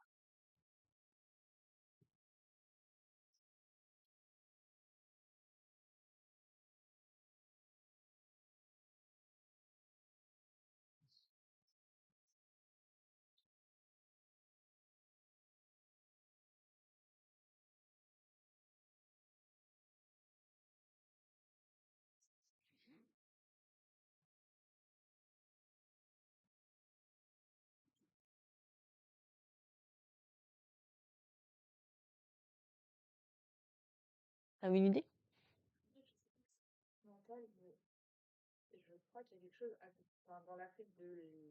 Mhm. Et pourquoi tu hésites à savoir si c'est continental? C'est sur africain, donc c'est sur le continent africain, on n'a vraiment aucun doute. Effectivement, toute la zone est africaine, la carte nous manque terriblement. Donc, bah oui, il nous manque la carte. Donc, quand on aura réinstallé la carte dans le nouveau local, vous irez vérifier que tout ce qui est Érythrée, Somalie, etc. est limité par une série de lacs. Parce que les failles ne sont pas mises, c'était une carte de géographe, donc vous n'aurez pas les failles. Mais vous verrez toute une série de lacs qui passent notamment par le Rwanda, etc. Tout ce qu'on appelle la région des Grands Lacs. Ben, concrètement, qu'est-ce que c'est cette région des Grands Lacs? C'est une série de failles normales avec une subsidence. Et donc, comme c'est un petit peu plus bas, ça récolte l'eau et ça fait toute une série de lacs. Donc, on a effectivement toute la partie est de l'Afrique qui présente un amincissement et qui, à terme, devrait se séparer de tout le reste de l'Afrique. Donc depuis la mer Rouge, hein, c'est en train de progresser en direction du sud et on voit apparaître notamment du volcanisme. Alors le volcanisme, il est plutôt, heu, dans la partie nord, à partir de la mer Rouge. On a un petit peu de volcanisme qui est présent à l'intérieur de ce rift.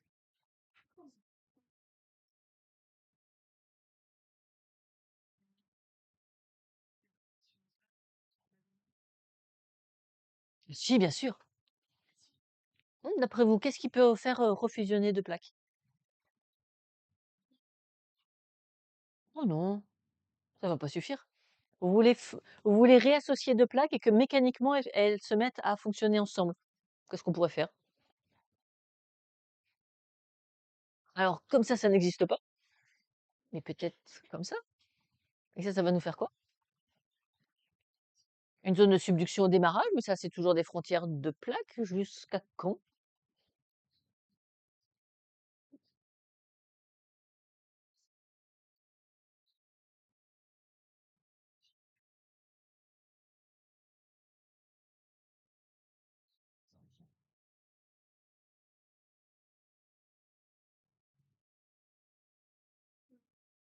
Jusqu'à ce que vous ayez formé une chaîne de montagnes? Actuellement, le Pacifique, tout le bord du Pacifique est en subduction. Donc, ça veut dire que le Pacifique est en train de disparaître. Incessamment sous peu, 100 millions d'années. Bon, oui, on aura des disparitions du Pacifique, donc ça veut dire que on a d'un côté les Amériques qui vont venir rencontrer l'Asie. Et à ce moment-là, les 2 plaques refusionnent. Comme actuellement, l'Inde forme l'Himalaya avec, l'Asie. Tant qu'il y a des séismes, on considère que ce sont 2 plaques qui se déplacent l'une par rapport à l'autre. On a des séismes, on a des mouvements GPS, mais il va arriver un moment où ça va se bloquer et à ce moment-là, l'Inde sera vraiment fusionnée avec l'Asie et on considérera pas que c'est différent. Les géologues ne disent pas: «Il y a la plaque européenne et il y a la plaque asiatique». L'Oural est tellement vieux, tout ça est soudé, ça bouge plus, donc on appelle ça l'Eurasie, parce que ce sont 2 plaques qui se sont ressoudées. Donc il y a des fragmentations de plaques par des rifts et il y a des fusions de plaques par la formation des chaînes de montagnes et donc ça n'arrête pas de se fracturer, de se réassocier, de se fracturer, de se réassocier et donc ça, c'est le mécanisme de fracturation, mais ça va pas forcément jusqu'au bout. Le rift est-africain, ça, on voit que ça augmente au fur et à mesure des années. Il est probable qu'on va vraiment avoir une séparation de l'Afrique de l'Est du reste de l'Afrique. Par contre, ici, le fossé rhénan, on a eu une petite fracturation, mais ça s'arrête là. Parce que les causes sont pas du tout les mêmes. Sous l'Afrique de l'Est, c'est un grand mouvement de convection. C'est-à-dire que l'Afrique, c'est un bouclier qui est là depuis des dizaines de millions d'années. Donc, on a une anomalie thermique qui a créé des mouvements de convection.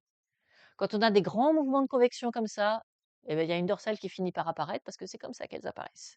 Ça commence par faire une fracturation, un étirement de la croûte continentale, mais après ça va être tellement, elles vont tellement s'éloigner que la remontée du manteau va faire du magma, il va faire exactement ce qu'on a décrit, apparition d'un plancher océanique et donc apparition d'un océan. Donc ça, c'est des grands mouvements de convection à l'intérieur du manteau. Ça fait que les rifts continentaux, à ce moment-là, donnent naissance à des dorsales. Mais si on a autre chose, qui amincit la croûte, ça va pas du tout faire une dorsale. Ici, le fossé rhénan, c'est comme la Limagne, c'est juste un contre-coup de la formation des Alpes. Les Alpes ont déformé la lithosphère aux alentours, ça a étiré, ça a fait des petits fossés d'effondrement autour, et ça s'arrête là. Vous n'aurez jamais de fracturation, vous n'aurez jamais de dorsale à la place de la Limagne ou du fossé rhénan. Il y a pas de phénomènes de convection qui sont en dessous. Donc ça s'arrêtera là, c'est juste une petite déformation locale.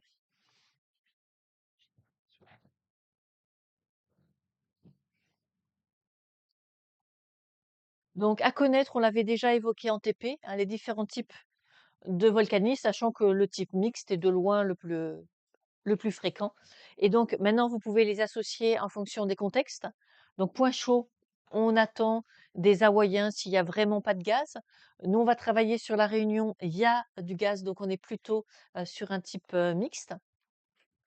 Par contre, les types extrusifs et les types explosifs, on va plutôt les associer aux zones de subduction.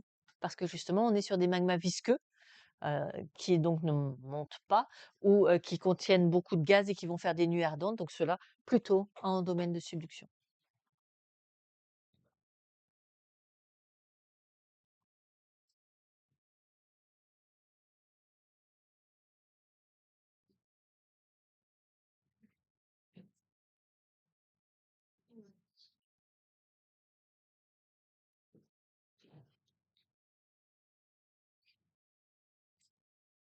Alors, du point de vue de la géologie fondamentale, ce qui va nous intéresser pour identifier clairement un contexte géodynamique passé qui a disparu, ce sera d'identifier des séries magmatiques.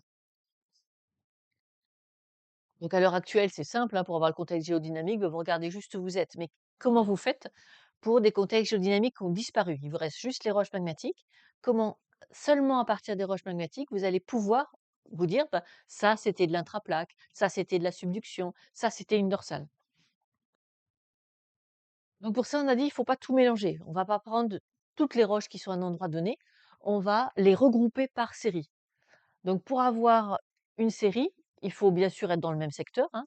Pas vous n'allez pas ramasser des roches sur toute la planète, vous prenez une zone donnée, mais surtout vous prenez un âge donné. On va rester sur quelques millions d'années, parfois 10, 20 millions d'années, mais pas tellement plus, de façon à être sûr qu'on n'a pas changé de contexte géodynamique.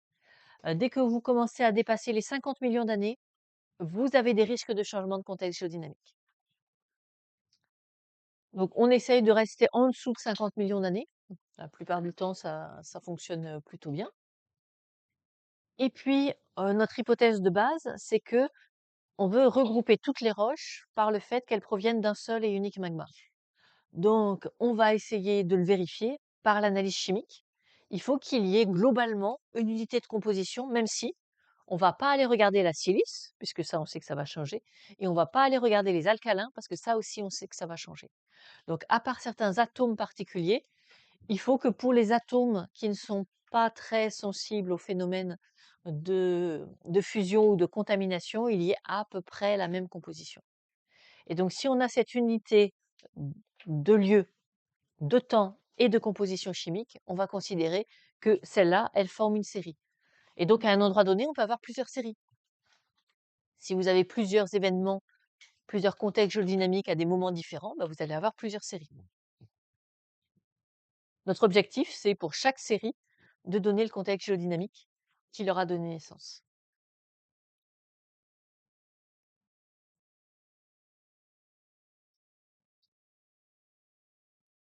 Donc ça, on peut facilement le faire à partir de la chaîne des puits, puisque on a une unité de temps, une unité de lieu, et on l'avait vu en TP, globalement une unité de composition. Et puis, on va pouvoir classer les différentes roches en fonction de leur âge et aussi en fonction de leur teneur en silice.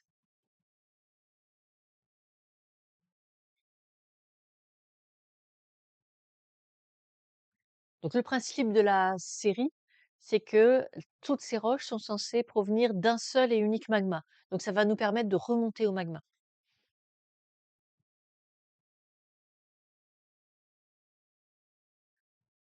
L'hypothèse fondamentale, c'est qu'on part d'un magma qui généralement est relativement basique.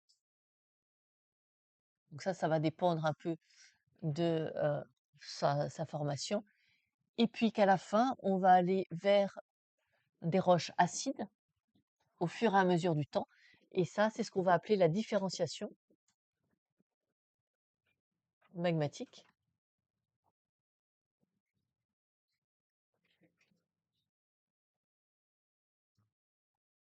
Au fur et à mesure du fonctionnement de cette zone, de cette chambre magmatique, les nouveaux magmas, les nouvelles roches mises en place sont de plus en plus acides. Donc pourquoi est-ce qu'on a besoin de toute la série, donc toutes les roches qui sont produites par ce magma, alors qu'on pourrait prendre les premières, hein, souvent des basaltes, qui sont produites par ce magma? Parce que on l'avait vu un petit peu en TP, le problème c'est que à peu près toutes les séries ont des compositions très très proches pour les premières roches, en particulier quand il s'agit des basaltes. Qu'on soit sur une série d'un contexte intraplaque ou qu'on soit sur une série d'un contexte, au contraire, de dorsale ou de subduction, les différences de composition à l'intérieur des basaltes, c'est presque pareil. Donc, on ne sait pas si il faut attribuer ces différences de composition au contexte, ou s'il faut attribuer ces différences de composition au fait qu'il y a des petites variations à l'intérieur du magma. Donc juste avec les basaltes, vous n'êtes pas en mesure de reconstituer le contexte géodynamique parce ils sont trop proches dans leur composition. Seulement au cours de la différenciation magmatique, les roches les plus acides elles sont clairement différentes et elles sont caractéristiques d'un contexte géodynamique.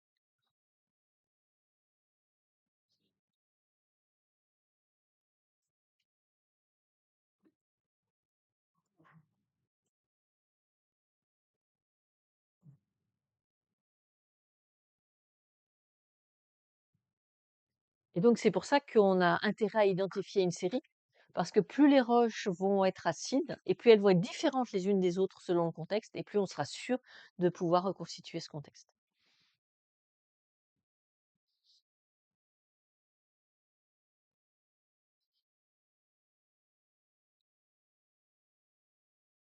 Donc cette hypothèse d'émission de roches de plus en plus acides au fur et à mesure du temps, on l'avait déjà établie avec la chaîne des puits. Les premiers volcans sont des volcans de type strombolien mixte avec des laves relativement fluides. Les volcans les plus récents qui correspondent à l'arrêt de l'activité volcanique, eux, sont des volcans acides. Et puis on va retrouver exactement la même chose à La Réunion. Alors à La Réunion, il y a deux volcans, mais le plus ancien volcan, le Piton des Neiges, on va retrouver exactement la même chose. Les premières laves qui sont très fluides, et puis les dernières laves qui sont beaucoup plus acides. Donc ça, en fait, on peut le généraliser, hein. Dès qu'on a la chance d'avoir un volcan qui a évolué au fur et à mesure du temps, on retrouve quasiment toujours cette différenciation vers des pôles plus acides. Donc c'est maintenant un modèle qui est clairement validé.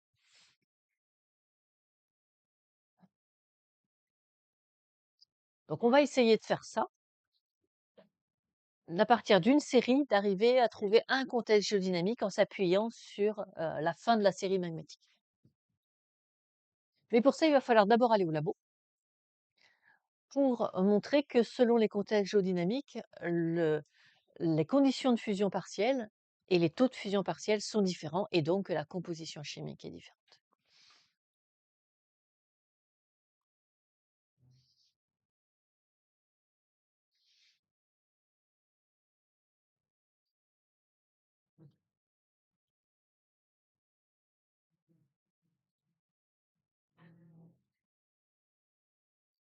Donc on va commencer par le premier critère, la modalité. Qu'est-ce qui fait que la péridotite fond? Et donc on va montrer qu'il y a plusieurs, d'après les données de labo, il y a plusieurs façons, plusieurs causes de fusion de la péridotite et qui correspondent tous à des contextes géodynamiques différents. Et que parfois, c'est justement ça qui va permettre d'identifier le contexte géodynamique.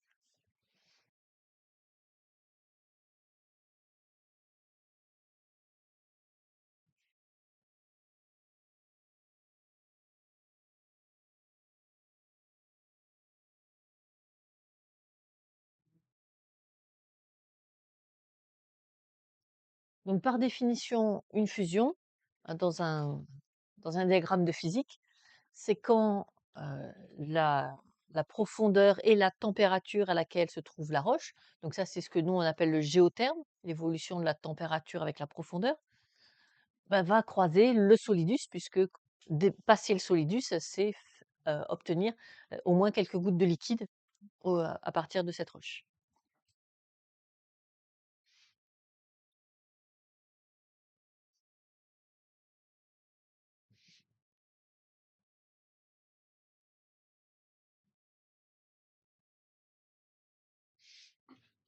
Alors concrètement, comment on va faire ça? On essaye de reproduire les pressions qui sont dans le manteau. Donc vous dites: «Bah, on va prendre une presse hydraulique avec de l'acier». Bah, l'acier à 1200°, hein, ça flue, c'est mou. Donc impossible d'utiliser les aciers quels qu'ils soient. Donc on va prendre quelque chose qui résiste aux températures que l'on souhaite exercer, aux alentours de 1200°. Le diamant, pas de souci, vous pouvez faire des pressions jusqu'à 6000° et il y a pas de souci, ça ne flue pas. Donc on va faire une presse dont les enclumes sont des diamants et c'est pour ça que ça s'appelle la presse à enclume diamant. Donc les diamants là, ils servent juste, finalement d'étau, pour arriver à prisser des minéraux. Donc ici, on a une lame mince dans laquelle on a mis quelques minéraux et puis on va venir presser dessus à l'aide, des diamants. Donc pourquoi est-ce qu'on choisit les diamants? On aurait pu choisir un autre minéral mais métamorphique, qui résiste bien. On aurait pu prendre, du grenat, mais en fait, on a besoin qu'il soit transparent. Donc c'est pour ça qu'on va choisir des diamants, pour qu'ils soient parfaitement, transparents, parce que comme ça, on va pouvoir faire passer des rayons laser à travers les diamants. Là, c'est mis sur le côté. Pourquoi est-ce qu'on a besoin de faire passer un rayon laser? C'est parce qu'il nous faut un thermomètre. Il faut savoir à quelle température exacte on a placé les minéraux. Vous vous doutez bien qu'on ne peut pas mettre un thermomètre classique, hein, on va aller à 1200°. Donc il faut prendre un thermomètre qui va, résister à ces températures-là. On a la chance que le rubis, fasse une fluorescence quand il est excité par un rayon laser, mais avec une fluorescence qui dépend de la température. Donc c'est pas un thermomètre au degré près, hein, mais ça va quand même nous permettre d'avoir une idée approximative de la température, même si c'est à 50° près, mais ça va quand même nous permettre de savoir à peu près à quelle température exacte on se situe. Parce que certes, tout ça est dans une enceinte que l'on chauffe, mais on veut être sûr de la température exacte qui est au contact des minéraux, pas de la température de l'enceinte. Donc avec le rubis, ça nous permet de préciser la température qu'on a vraiment au contact des minéraux. Donc pour chauffer beaucoup, c'est des huiles minérales qu'on va venir, heu, rajouter autour et chauffer de façon à pouvoir, obtenir, une image. Et donc là, c'est l'image qui est prise à travers le diamant. C'est pour ça que c'est important que ce soit transparent. Et donc on a mis un échantillon, celui que l'on espère faire fondre, et puis ici on a le rubis qui va nous permettre d'avoir la température. Et puis, on va regarder. Donc ici, on a pris, des minéraux d'olivine, on les comprime et puis on regarde et là, on voit apparaître une petite goutte de liquide et donc là, on sait qu'on vient de franchir le solidus. Et donc c'est dans ces conditions-là qu'on va pouvoir, déterminer, quand est-ce que, l'olivine atteint son point de fusion, sachant qu'une fois de plus, hein, on modélise la péridotite constituée d'olivine et de pyroxène. On va ici l'assimiler à de l'olivine et on va dire, puisque l'olivine se met à fondre dans ces conditions ou puisque les clinopyroxènes, ça aurait été mieux, se mettent à fondre dans ces conditions, alors on peut considérer qu'on a passé le solidus de la péridotite. Donc c'est des études un peu complexes, mais qui marchent plutôt bien et c'est comme ça qu'on a les modèles, internes de la Terre.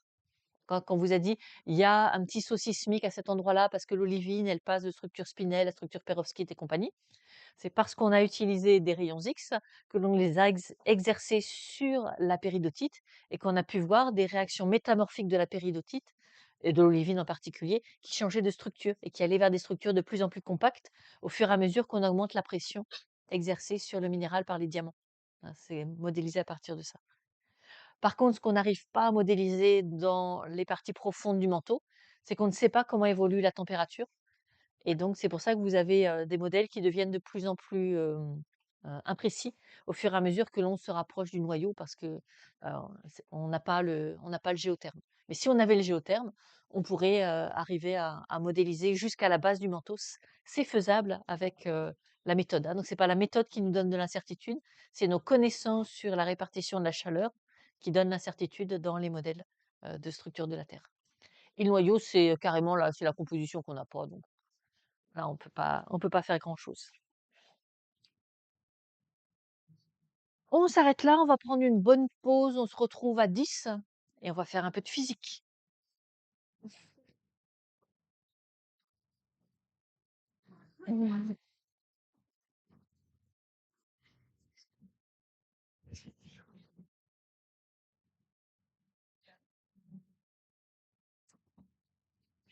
Pour être sûre, parce que j'ai un moment, j'ai perdu le fil du plan. Ces titres-là, ils sont là-dedans, non?